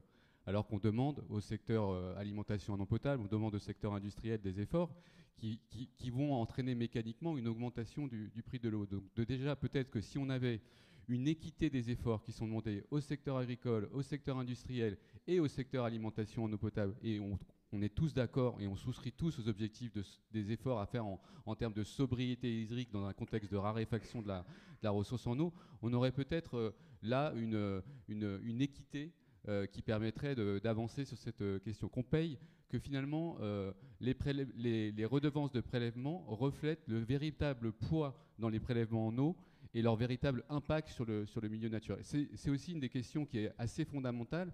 Il n'est pas possible qu'aujourd'hui, le financement du plan eau du gouvernement repose, j'allais pas dire uniquement, ce serait bien entendu exagéré, mais sur les usagers des services, des usagers domestiques des services d'eau. Voilà. Donc là, il y a une question d'équité dans les efforts, et notamment sur la question des redevances prélèvements pour tous les secteurs. Merci. Je me tourne vers les gardiens du temps. Est-ce qu'on a le temps de se faire une session de questions de la salle? Ouais, c'est bon. Et alors dans ces cas-là, je me balade avec le micro et je regarde les mains qui se lèvent. On va prendre plusieurs questions d'une traite, mais par contre, on vous invite à être vraiment synthétique dans la formulation et en prenant le temps de vous présenter. Sandrine Petit, directrice du cycle de l'eau des cycles de l'eau à l'agglomération Lisieux-Normandie. On a parlé de déraccorder les réseaux d'eau potable ou de déraccorder certaines personnes. J'aurais bien aimé que soit évoquée la possibilité de déraccorder certains abonnés en assainissement. Parce que nous, on a des petites stations qui ont été créées avec de l'argent public, mais qui coûtent très cher, très très cher. Et se pose la question vu l'augmentation des coûts électriques, vu qu'il faut beaucoup de postes de relèvement, etc., pourquoi pas les raccorder à un moment, se dire on revoit le zonage et on repart vers de l'assainissement non collectif. Et le corollaire, quid des financements de l'assainissement non collectif. Et je lance un pavé dans la mare pour mon vice-président qui est derrière. Est-ce qu'un jour il y aura une révision des textes qui permettrait d'utiliser les pénalités qu'on perçoit au niveau de l'assainissement collectif pour aider les abonnés à se mettre aux normes, non collectif, excusez-moi, pour se remettre aux normes, et voilà, c'est tout. Merci beaucoup pour cette interpellation / témoignage. On continue. Oui, Dominique Charbonnier, je suis directeur général d'un syndicat mixte des eaux d'un Vallée de l'Hérault, donc syndicat typiquement rural. Je voudrais insister par rapport au deuxième atelier. où vous parliez de déconnexion. Et dans l'Hérault, qui était encore il y a une semaine quasiment tout rouge, toutes les zones étaient en crise, on a plutôt eu, nous, dans notre secteur, beaucoup de masses, parce que vous savez très bien que dans le secteur viticole, on a beaucoup de masses isolées, telles qu'on doit avoir aussi dans cette région, et on a plutôt eu des demandes de raccordement de masses qui disaient on n'a plus d'eau, et on se pose la question, on va faire une réunion avec les élus prochainement pour essayer de mettre en place une politique, mais quelquefois c'est 2 km. Alors 2 km, il y a des problèmes de qualité, il y a des problèmes de coût, mais on va falloir qu'on y réfléchisse, parce que peut-être qu'un jour, c'est le préfet qui va venir nous voir en disant Monsieur le Président, je vous impose d'aller raccorder telle masse isolée parce qu'il n'a plus d'eau.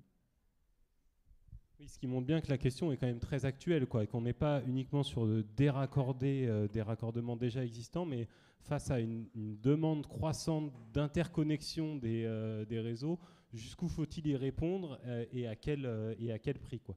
Il y avait encore une autre question, du coup je les prends plutôt comme des témoignages, je ne sais pas si ça invite forcément réponse, on s'en prend encore 2 ou 3 et puis on s'arrête là. Donc, Thierry Russe et l'Hérault aussi, Montpellier. Je voulais intervenir sur le 3e atelier. On a parlé d'impôts, mais en fait, si on regarde par exemple les modèles d'institutions de gestion de l'eau agricole traditionnelles, les associations syndicales autorisées ou de propriétaires, elles font payer un rôle à toutes les parcelles, qu'elles soient agricoles ou périurbaines ou urbaines, intégrées dans le périmètre syndical. Et c'est le Trésor public qui gère ce montant-là, et les montants sont réaffectés à la gestion de l'association. Donc c'est un modèle qui pourrait peut-être être à réfléchir dans le monde urbain pour ce qui est de l'assainissement, puisqu'on a un parallèle. L'assainissement, c'est beaucoup d'investissement et moins de fonctionnement, et donc ça pourrait être un jeu gagnant-gagnant où la régie a une garantie finalement de fonctionnement, et ça ne dépend pas seulement de la consommation en eau, ça dépend des surfaces qui sont considérées comme importantes là-dedans. Merci beaucoup. Est-ce qu'il y a des questions, remarques de ce côté-là? On en prend encore 2 et après on va devoir conclure. Oui, profitez-en. Rapide alors. Parce que je vois beaucoup de textes écrits sur vos téléphones, ça m'inquiète. Très vite. Non, c'est juste pour dire que la question du raccordement des abonnés au service public d'eau potable, qui aujourd'hui ne sont pas raccordés, qui dépendent soit d'un puits, d'une source ou autre, ça fait l'objet d'une ordonnance du 22 décembre 2022 qui retranscrit donc dans le droit français les obligations d'une directive européenne. Et il est écrit très clairement que les compensations des études qui sont maintenant rendues obligatoires pour savoir quels sont justement ces abonnés qui ne sont pas raccordés au service d'eau potable, donc la présentation d'un schéma directeur, et les travaux, donc les surcoûts générés par la connexion de ces abonnés, enfin de ces habitants au réseau, seront financés par des dispositions prévues dans le cadre du projet de loi de finances. Donc on était le 22 décembre 2022. On peut bien imaginer que le budget 2023 était déjà voté. Donc en 2023, il ne s'est rien passé. Aujourd'hui, on est dans la présentation du PLF 2024, et dans le texte du PLF, il n'y a rien qui a été prévu sur ces financements-là. Par contre, tous les services publics d'eau et d'assainissement sont tenus de faire un diagnostic exhaustif sur leur territoire avant la fin 2024. Donc on ne sait pas quelle va être la prise en charge par les finances de l'État de ces diagnostics. On n'a aucune garantie sur la rétroactivité des aides de l'État, c'est-à-dire j'engage des sous aujourd'hui pour faire un diagnostic, il n'y a rien de prévu en 2024, alors là c'est la patate chaude entre les ministères, c'est pas l'ADEB, c'est pas les finances, c'est la solidarité, etc. etc. La patate chaude est en train de tourner, alors avec Régistène, on l'a fait sauter d'un ministère à l'autre, parce qu'on nous dit c'est pas nous, donc on saisit l'autre, on verra, on en est là. Aujourd'hui, encore ce matin, un échange de mails, c'est pour ça que je regardais le mail là. Donc ça, c'est un vrai sujet. Et puis, si vous engagez l'argent, peut-être qu'en 2025, il y aura des crédits, mais on dira, mais non, mais vous avez engagé l'argent avant qu'il y ait des dispositifs. Donc voilà, on est dans une situation d'attentisme, mais ce qu'il faut dire, et je suis d'accord avec toi, c'est qu'avec ce qui s'est passé en 2022, ce n'est pas 1, 2, 3 habitants qui sont venus nous voir. c'est des dizaines de familles qui se retrouvent sans eau. Et en 2023, il y a la deuxième lame, c'est-à-dire qu'on a pris la sécheresse de 2022 plus les effets cumulés de 2023. Et là, c'est maintenant, là où on arrive vraiment au plus dur de l'étiage, chez nous, qu'on a des gens qui arrivent en disant mais j'ai plus d'eau, j'ai une maison, j'ai des locataires, ils n'ont pas d'eau. Voilà, donc là aussi, il faut que chacun prenne ses responsabilités. Et quand on écrit que l'État doit payer, eh bien, il faut dire comment on paye. Ou alors il ne faut pas l'écrire. Ça fait une bonne illustration, en tout cas, des fausses promesses potentielles d'un financement par l'impôt. On prend une dernière remarque et puis on conclut. Oui, bonjour. Je suis Philippe Camburet, agriculteur en Bourgogne-Franche-Comté, agriculteur bio et puis président de la Fédération nationale de l'agriculture biologique. Tout d'abord, un petit témoignage. Je viens d'un département où le chef-lieu vient de basculer dans la délégation de services publics. Alors j'ai basculé, j'aurais peut-être dû dire dériver, chavirer, s'enfoncer peut-être. Je dis tout simplement ça parce que ça coupe court à plusieurs années d'efforts sur le terrain pour essayer de préserver les zones de captage, des efforts financiers, des efforts en énergie, des efforts de conviction entre agriculteurs pour justement collectivement essayer de répondre à ces enjeux-là. Tout est rebattu pour un moment. Combien de temps, je ne sais pas encore. Donc, c'est aussi ce témoignage-là que je voulais apporter. Et puis finalement, une question sur les moyens à mettre en œuvre pour une prise de conscience collective. Parce que je pense qu'il est question vraiment de prise de conscience collective aujourd'hui dans le débat de l'eau. Est-ce que finalement, par une décentralisation, par une nouvelle répartition des compétences, on pourrait avoir une construction d'un débat plus proche des citoyens et des citoyennes, de façon à ce que, pourquoi pas, tiens, en allant jusqu'à mettre côte à côte le ticket des courses du supermarché et la facture d'eau, pour un jour peut-être faire un peu plus le rapport entre les deux, entre la partie de budget du foyer qui va dans l'un et la partie de budget du foyer qui va dans l'autre, on puisse finalement faire le rapport et se dire que par la consommation, et par la consommation de produits bio notamment, on pourrait peut-être faire un transfert entre les deux tickets, peut-être un ticket qui viendrait moins cher d'un côté, mais et peut-être moins cher aussi de l'autre côté, parce que l'alimentation, aujourd'hui, est-ce qu'elle est vraiment à son vrai coût, compte tenu de tout ce que ça peut entraîner par ailleurs? Donc voilà, le débat public, est-ce qu'on peut aller plus loin avec peut-être une réappropriation, puisque, enfin, au niveau local, parce qu'au niveau national, peut-être que les conditions ne sont pas encore réunies pour qu'on ait un vrai débat et une vraie prise de conscience, ou en tout cas encore plus loin que ce qu'on a pu faire jusqu'à présent. Donc voilà, j'ai un peu d'espoir aussi dans cette démocratie de l'eau qui peut s'installer d'une manière différente.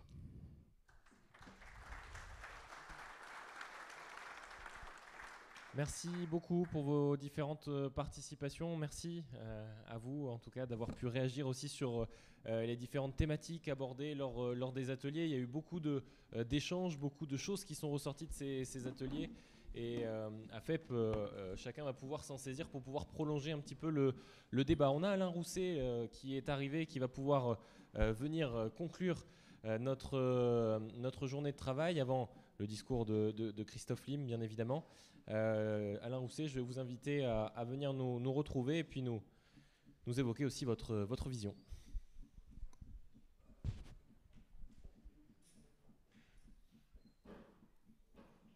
Vous voulez que je conclue alors que j'ai pas pu écouter tous vos débats? C'est compliqué. Jean Launay m'a un peu indiqué un certain nombre de choses et puis j'ai pu entendre. Alors, comment dire, je m'exprimerai plus en tant que président d'un comité de bassin et président de région qu'en tant que responsable d'un syndicat sur l'eau, l'assainissement. J'ai entendu quelques propos tout à l'heure. J'ai été maire, j'ai été président de l'agglomération bordelaise. J'entendais le débat sur le prix. Ce que nous avons essayé de faire à l'époque, c'est d'abord de vérifier que dans le système concessionnaire dans lequel vivait l'agglomération bordelaise, puisque je crois que maintenant l'agglomération est en train de basculer sur la régie, l'opérateur assurait bien ses responsabilités. Donc j'ai mis, je ne citerai pas le nom, mais ceux qui me connaissent savent qui c'était. Donc j'ai mis une brigade de fin limiers, et la communauté urbaine de Bordeaux a récupéré 220 millions d'euros. 220 millions d'euros suite à des travaux qui n'étaient pas faits, et notamment le changement des conduites en plomb et plein d'autres choses. Donc la première chose à faire quand on est concessionnaire et qu'il n'y a pas une régie, mais même si c'est une régie, c'est d'avoir des spécialistes qui soient capables de contrôler. Le deuxième point qu'on a mis en place à l'époque, et qui va être mis en place avec la régie dans l'agglomération bordelaise, avec mon ami Alain Ziani qui préside cette agglomération, c'est une tarification différenciée. L'incitation à la propriété passe aussi par ce type de décision. C'est-à-dire essayer de réfléchir à ce qu'est une consommation de base. Et de regarder, je sais qu'il y a ce type de réflexion, les ménages les plus modestes ont moins, paradoxalement, d'appétit, d'attention à la quantité d'eau utilisée. Mais en tout cas, je pense qu'avec un effort pour présenter des solutions, donc ça suppose un effort de communication des collectivités à l'égard de leurs concitoyens pour expliquer que faire couler pendant un quart d'heure la douche le matin avant d'avoir de l'eau chaude, il y a peut-être le moyen de récupérer l'eau dans une bassine pour s'occuper des toilettes après.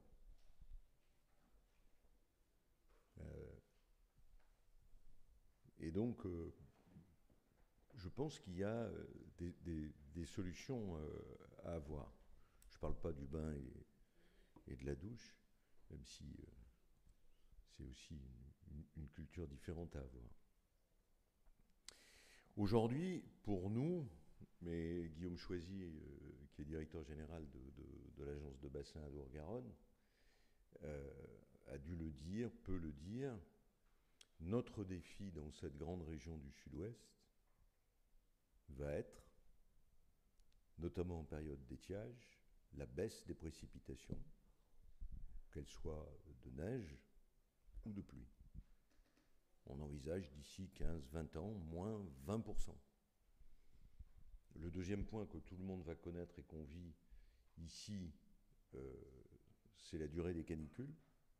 Donc tous les problèmes d'évapotranspiration, les problèmes de qualité de vie qui vont être compliqués, et des besoins d'eau pour les activités économiques. J'ai évoqué un peu tout à l'heure les besoins d'eau pour nos concitoyens, la priorité à l'eau potable, mais je ne connais pas une agriculture ou un potager qui n'ait pas besoin d'eau. Et le débat sur l'eau est devenu hystérique. Une partie du débat est justifiée. Je me souviens m'être permis d'avoir dit à la sortie de Bordeaux, quand on descend en vacances à Bayonne ou à Biarritz ou à Osgore, aux grands propriétaires agricoles, de planter des haies, parce que quand les Parisiens ou les Parisiennes passent vers Cestas et voient des rampes qui, en plein midi, en pleine chaleur, à 40 degrés, arrosent d'une manière systémique, par définition, il y a une réaction de la population, et c'est totalement normal. Donc, comment réaliser à la fois des économies d'eau, tenir compte des assecs, recréer le cycle long de l'eau? Ça suppose d'abord, mais Guillaume Choisy l'évoquait tout à l'heure, des moyens. Je pense que le gouvernement devrait, d'ailleurs, même si la loi de finances nous a, au niveau des agences de bassin, satisfait, il y a deux politiques immédiatement efficace et efficiente dans la planification écologique. C'est la politique de l'eau et la politique ferroviaire, ou la politique de mobilité plus largement.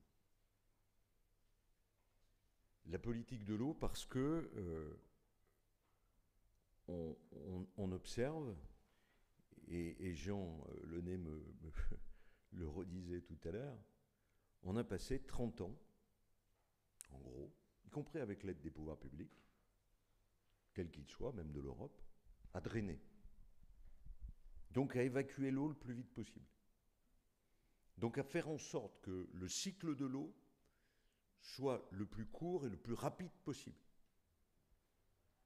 Ce qui nous pose maintenant des problèmes, non pas sur la côte atlantique, parce que les nappes de surface et plus profondes sont alimentées, mais plus on monte vers les châteaux d'eau, que ce soit les châteaux d'eau des Pyrénées, le château d'eau des Pyrénées ou le château d'eau des Massifs centrales, si je pourrais parler de la Charente, sont de moins en moins remplis, des rivières sont à sec, des sources s'assèchent. L'année dernière, après la longue canicule de l'été, les agriculteurs qui sont situés assez haut sur les Pyrénées avaient des sources taries. Les éleveurs et les bergers ont dû redescendre leurs bêtes par manque d'eau en montagne et d'herbe un mois plus tôt. Et la question que l'on doit se poser, c'est comment permettons dans la montagne, dans ces châteaux d'eau, de reconstituer ce cycle long. Alors on ne va pas faire des barrages, ils existent. On a des discussions avec EDF ou la CHEM pour voir comment ils peuvent libérer de l'eau pour assurer une part de gestion quantitative, mais ça suppose de recréer, de défendre, et ça va être compliqué à faire par rapport aux bergers, au pastoralisme, de défendre toutes les zones humides. Donc on va avoir, parce que pendant un certain temps, Jean me le disait tout à l'heure, on a détruit les zones humides. On a supprimé les zones humides pour en faire des zones de céréales, pour sortir l'eau. À tel point qu'aujourd'hui, après avoir financé le drainage, on est en train de financer la reméandrisation des fossés, y compris dans la forêt d'Aquitaine, y compris dans la forêt des Landes de Gascogne. On a vu l'année dernière, pendant les grands incendies, que sur 1 mètre de profondeur, le sol était devenu de l'étoupe. Le feu s'est enfoncé. Et comme en Corse, il surgit 200 mètres plus loin et le feu se régénère et se développe. Et quand vous regardez les drains dans la forêt d'Aquitaine, ils sont devenus de vrais ruisseaux. Ce qui fait qu'aujourd'hui, avec les normes qu'appliquent les DREAL, nous ne pouvons plus les rosser, ce qu'il faudrait faire, ou les reméandrer prend du temps. Donc, sur le plan des politiques publiques et sur le plan de l'économie générale de notre écosystème, il faut qu'enfin on arrive à réfléchir à 360 degrés.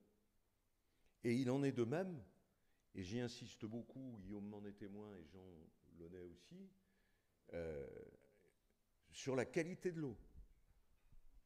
Parce qu'on entend de plus en plus de collectivités qui aujourd'hui disent le coût d'épuration de l'eau, de filtration, de traitement, devient de plus en plus élevé.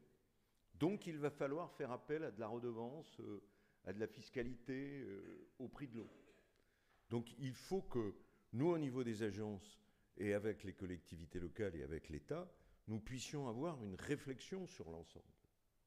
Il faut qu'on ait cette réflexion à la fois sur l'état d'efficacité, d'efficience des stations, innover sur les technologies de filtration ou de traitement, y compris si l'on veut utiliser les eaux usées par le biais de la reuse, sans que ça coûte des sommes fantastiques. Et il faut aussi discuter avec le monde agricole. nous attendions dans cette loi de finances aussi qu'il y ait une taxe sur la biodiversité. C'est ça, Guillaume? Cette taxe sur la biodiversité, à mon avis, elle est vertueuse. Elle s'applique sur les plus-values des cessions foncières, surtout à la périphérie des villes. Et ça va nous aider à limiter l'étalement urbain. Alors, je ne rentre pas dans le débat sur le zéro artificialisation nette d'ici 2050, mais je pense que cet objectif est un objectif vertueux. Reconstituer tout notre écosystème, refaire des zones humides, surélever le niveau d'un certain nombre de ruisseaux. Nous avons un exemple, moi, qui m'a bluffé en Charente, où des travaux ont été faits, financés par l'agence, pour surélever le lit d'un ruisseau, qui avait été drainé, soit naturellement, soit par le biais mécanique. En surélevant le niveau de ce ruisseau, nous avons, et ça a été mesuré par des piézomètres à quelques 10 mètres du ruisseau, immédiatement relevé le niveau de la nappe. Et les habitants et les connaisseurs du secteur ont vu immédiatement renaître des sources.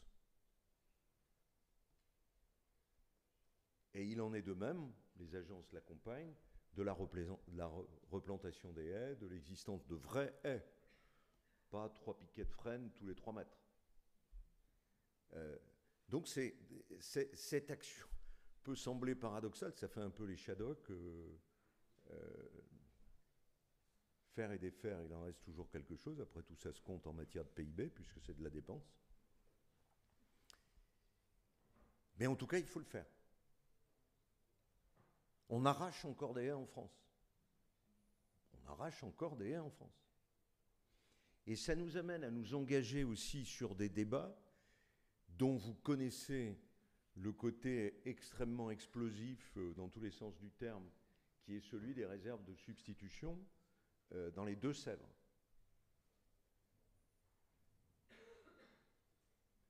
Dans des lieux, les hydrogéologues le confirment, où l'on ne peut pas faire de retenue collinaire. Tout le monde accepte les retenues collinaires, en gros.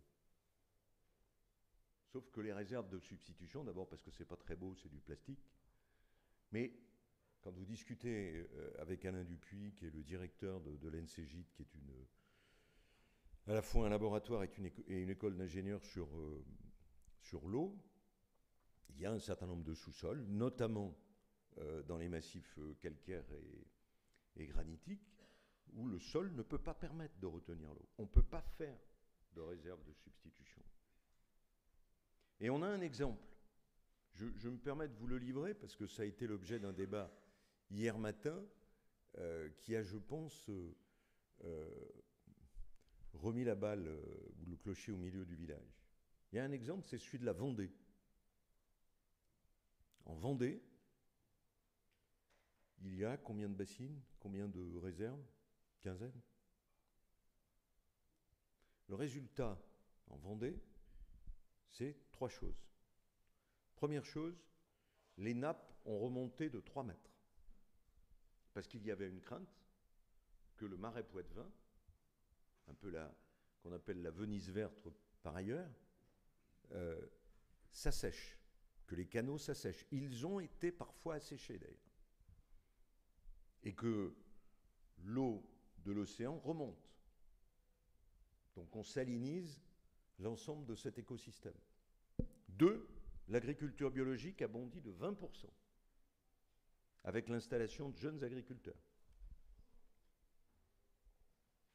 Et il y a une gestion publique, un contrôle public de ces réserves de substitution. Mais la bataille de la communication a été perdue. Donc il faut qu'on reprenne tout cela avec des scientifiques, avec bien entendu le monde agricole. Mais l'usage de l'eau demain devra être conditionné. Je me suis exprimé là-dessus très clairement. On ne pourra pas à la fois utiliser l'eau pour irriguer et en même temps ne pas baisser d'une manière crantée les intrants qu'on met dans le sol et sur les plantes. Cette période doit être finie. Et il faut qu'on soit clair. Sinon, la bataille contre le réchauffement climatique ou l'adaptation ne sera pas gagnée. L'accélération de ce réchauffement, on le voit aujourd'hui. On ne peut pas demander, je me répète un peu, à la fois que les pouvoirs publics dépensent beaucoup, et donc les particuliers derrière, avec leur fiscalité, dépensent beaucoup d'argent pour épurer l'eau, de quelque manière que ce soit, et puis en même temps, continuer une forme de pollution. Donc il faut penser l'agroécologie de cette manière. Et c'est là le changement de paradigme que l'on évoquait hier matin au comité de bassin. La bonne nouvelle, je me répète encore aussi, c'est que le modèle économique des agences de bassin change en 2024 et en 2025. Parce que tout ça, Jean Pisani-Ferry a calculé que c'était 63 milliards d'euros par an qu'il fallait investir pour le réchauffement climatique. Il y avait un mécanisme que j'ai découvert quand j'ai pris la présidence de ce comité de bassin qui s'appelait le plafond mordant. Les spécialistes le connaissent. Le plafond mordant consistait à Bercy à aspirer l'argent des contribuables locaux. Je veux dire, le modèle centralisé français, j'entendais des réflexions tout à l'heure par rapport à un certain modèle économique, mais ils sont allés jusque-là. D'ailleurs, on retrouvait cet argent dans les contrats de plan État-région. C'était de l'économie circulaire vicieuse. Donc voilà, le problème de l'eau est pour moi un des deux problèmes essentiels avec la mobilité du changement climatique. Les entreprises, je le vois dans ma région, si je prends ma casquette de président de région, pour des raisons qui tiennent à la fois à la partie réglementaire et au prix de l'énergie ou au prix de l'eau, ont compris et sont en train de bifurquer. Et je pense que les entreprises là-dessus, tant dans le domaine de l'énergie, de la baisse, de la décarbonation, ont compris cela. Il reste des secteurs, et dans le débat que l'on a et qui concerne l'eau sur l'aspect industriel et qui peut nous poser des questions sur l'aspect de notre souveraineté technologique et industrielle après les deux périodes que nous venons de vivre, c'est le problème de l'électronique. Pour ceux qui s'intéressent aux problèmes de technologie et aux problèmes de souveraineté industrielle, l'industrie électronique réclame des quantités d'eau absolument pharaoniques. Et donc on a toute une réflexion, là aussi technologique, à avoir pour faire en sorte que tout cela se règle dans un cycle particulier. Je pense pour ma part, et j'en terminerai là, que le gouvernement, président de la République, aurait intérêt à avoir dans ce domaine-là, à renforcer les régions et les agences de l'eau, mais elles le sont, sur le plan de la politique de l'eau. On mène déjà avec Occitanie un certain nombre d'appels à projets en commun avec les agences de l'eau, mais je pense que la proximité, la connaissance des dossiers est un élément essentiel et que le niveau régional serait un bon niveau, non pas pour s'occuper de ce qu'est la distribution d'eau potable, l'interopérabilité d'un certain nombre de réseaux, mais nous avons des démarches collectives qui jouent sur la sécurisation, la baisse des pesticides, la biodiversité dans les rivières. 50% de nos rivières, je regarde Guillaume qui me confirme si j'ai 50% de nos rivières étaient à sec l'année dernière. 50% de nos rivières. Vous imaginez qu'une fois que la rivière est à sec, la biodiversité, elle disparaît immédiatement. Donc, je pense qu'il y a une réflexion dans ce monde français centralisé à avoir dans une réforme institutionnelle pour qu'on soit plus efficace, plus agile, plus rapide, plus en relation avec les interlocuteurs. Merci Alain Rousset. Pas de souci.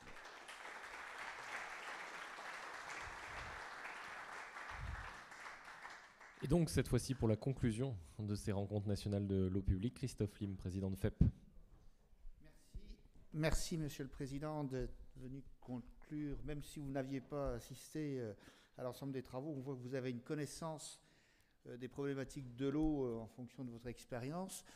Merci à tous ceux qui ont organisé aujourd'hui ces assises. Alors, l'équipe de communication, l'équipe d'animation, en plus qui a tenu les délais, hein, parce que ce n'était pas si simple que ça, on avait discuté un petit peu au début, l'équipe de France au Public, je ne vais pas tous les citer, qui ont été assistés dans cette préparation avec les équipes de Haute-Paris. Je remercie, hein, parce que la proximité fait que nos équipes peuvent travailler ensemble, mais c'est toujours sympathique de nous mettre à disposition un certain nombre de personnels. Alors, l'équipe de Bordeaux, bien sûr, qui nous accueille aujourd'hui avec l'ensemble de son personnel. Je tiens à remercier tout particulièrement la vice-présidente et qui remerciera l'ensemble des équipes de cet accueil. Alors, on sera encore là demain pour notre assemblée générale, mais je pense que c'était important dans ces assises, de cette réussite des assises. Et puis, l'ensemble de l'équipe de la FNCCR, je les ai déjà un peu salués ce matin, mais je tiens à y revenir avec FEP, avec une expertise importante, reconnue.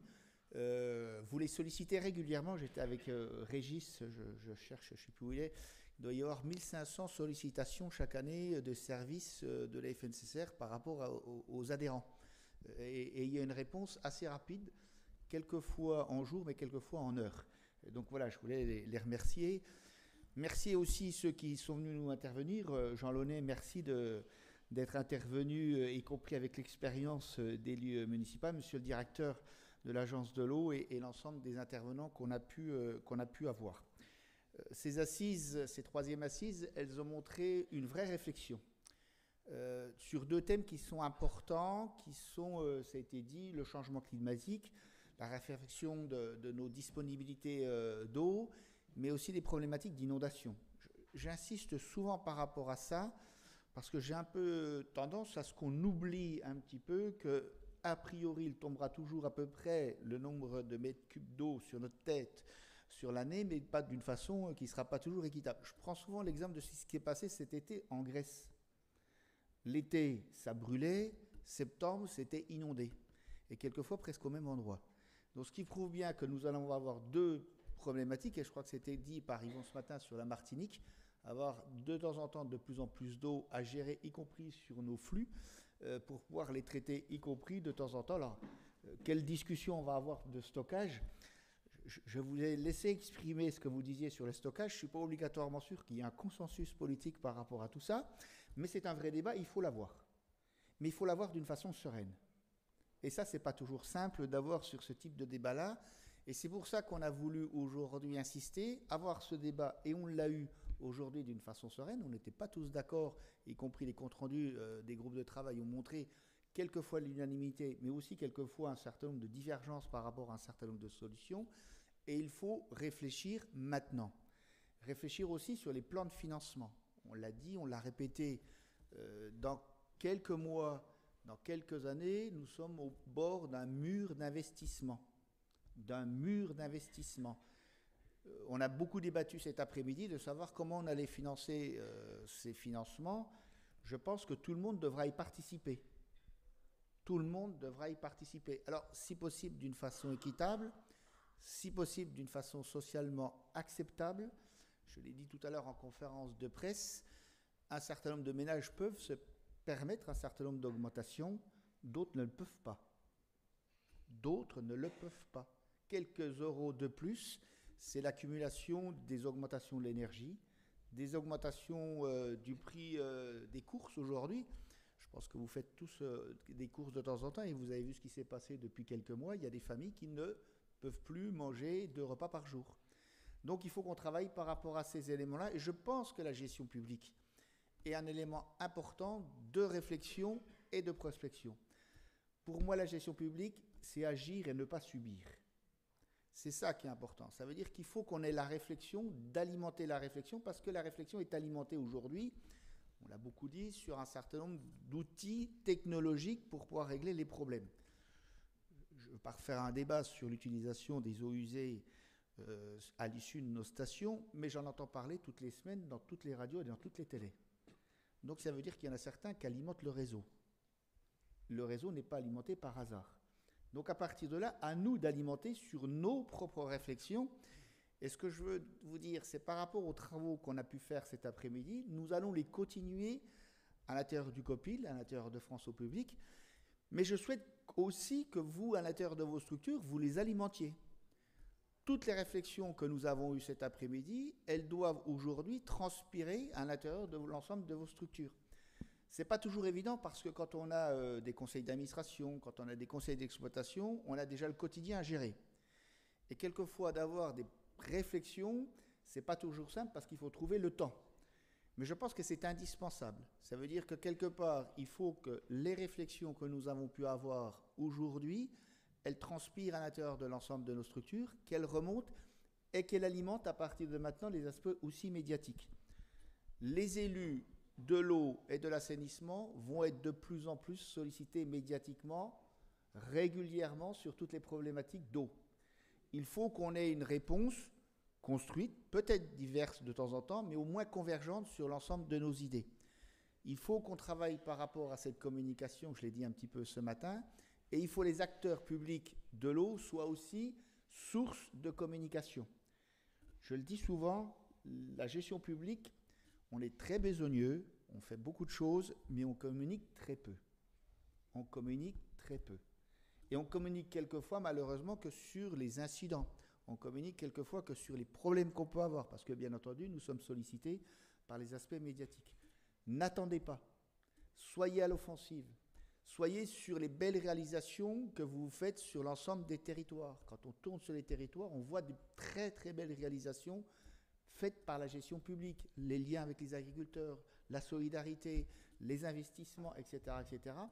Il faut que notre gestion publique apprenne aussi à communiquer sur un certain nombre d'idées pour ne pas laisser le débat aux autres qui les amènent sur un certain nombre d'orientations. C'est le bien commun, c'est le patrimoine commun. J'ai bien aimé ce matin, je reprendrai cette expression parce que le bien peut être interprété. En tout cas, ce qui nous fixe et ce qui nous rassemble, les ruraux, les urbains, l'ensemble de nos différences, nos divergences politiques qu'on peut avoir, c'est ça. C'est cet objectif-là qu'il faut qu'on arrive à mettre en œuvre. Je pense qu'à l'intérieur de France au public, nous sommes porteurs de ces idées-là, mais nous ne pourrons être porteurs que si vous nous accompagnez.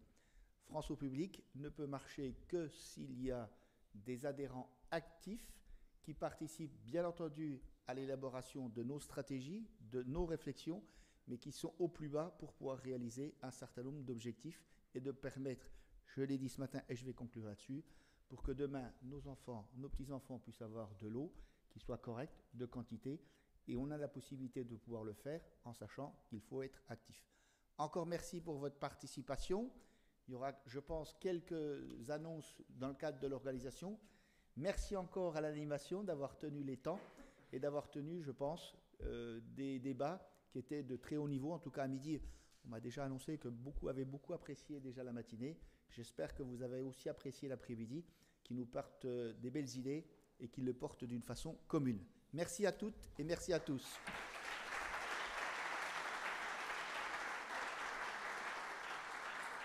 Merci Christophe Lim. Une information juste pour l'organisation, effectivement, pour demain. Conservez bien vos badges pour ceux qui vont à l'Assemblée Générale. Vous vous retrouvez donc au siège de la métropole de Bordeaux demain pour l'Assemblée Générale de FEP. Merci à tous d'avoir participé à cet exercice d'intelligence collective. On ne le dit pas assez, mais se retrouver, c'est aussi l'occasion de pouvoir échanger ensemble. Et à vous maintenant de vous saisir de tout ça et surtout de profiter de notre belle ville de Bordeaux. Bonne soirée.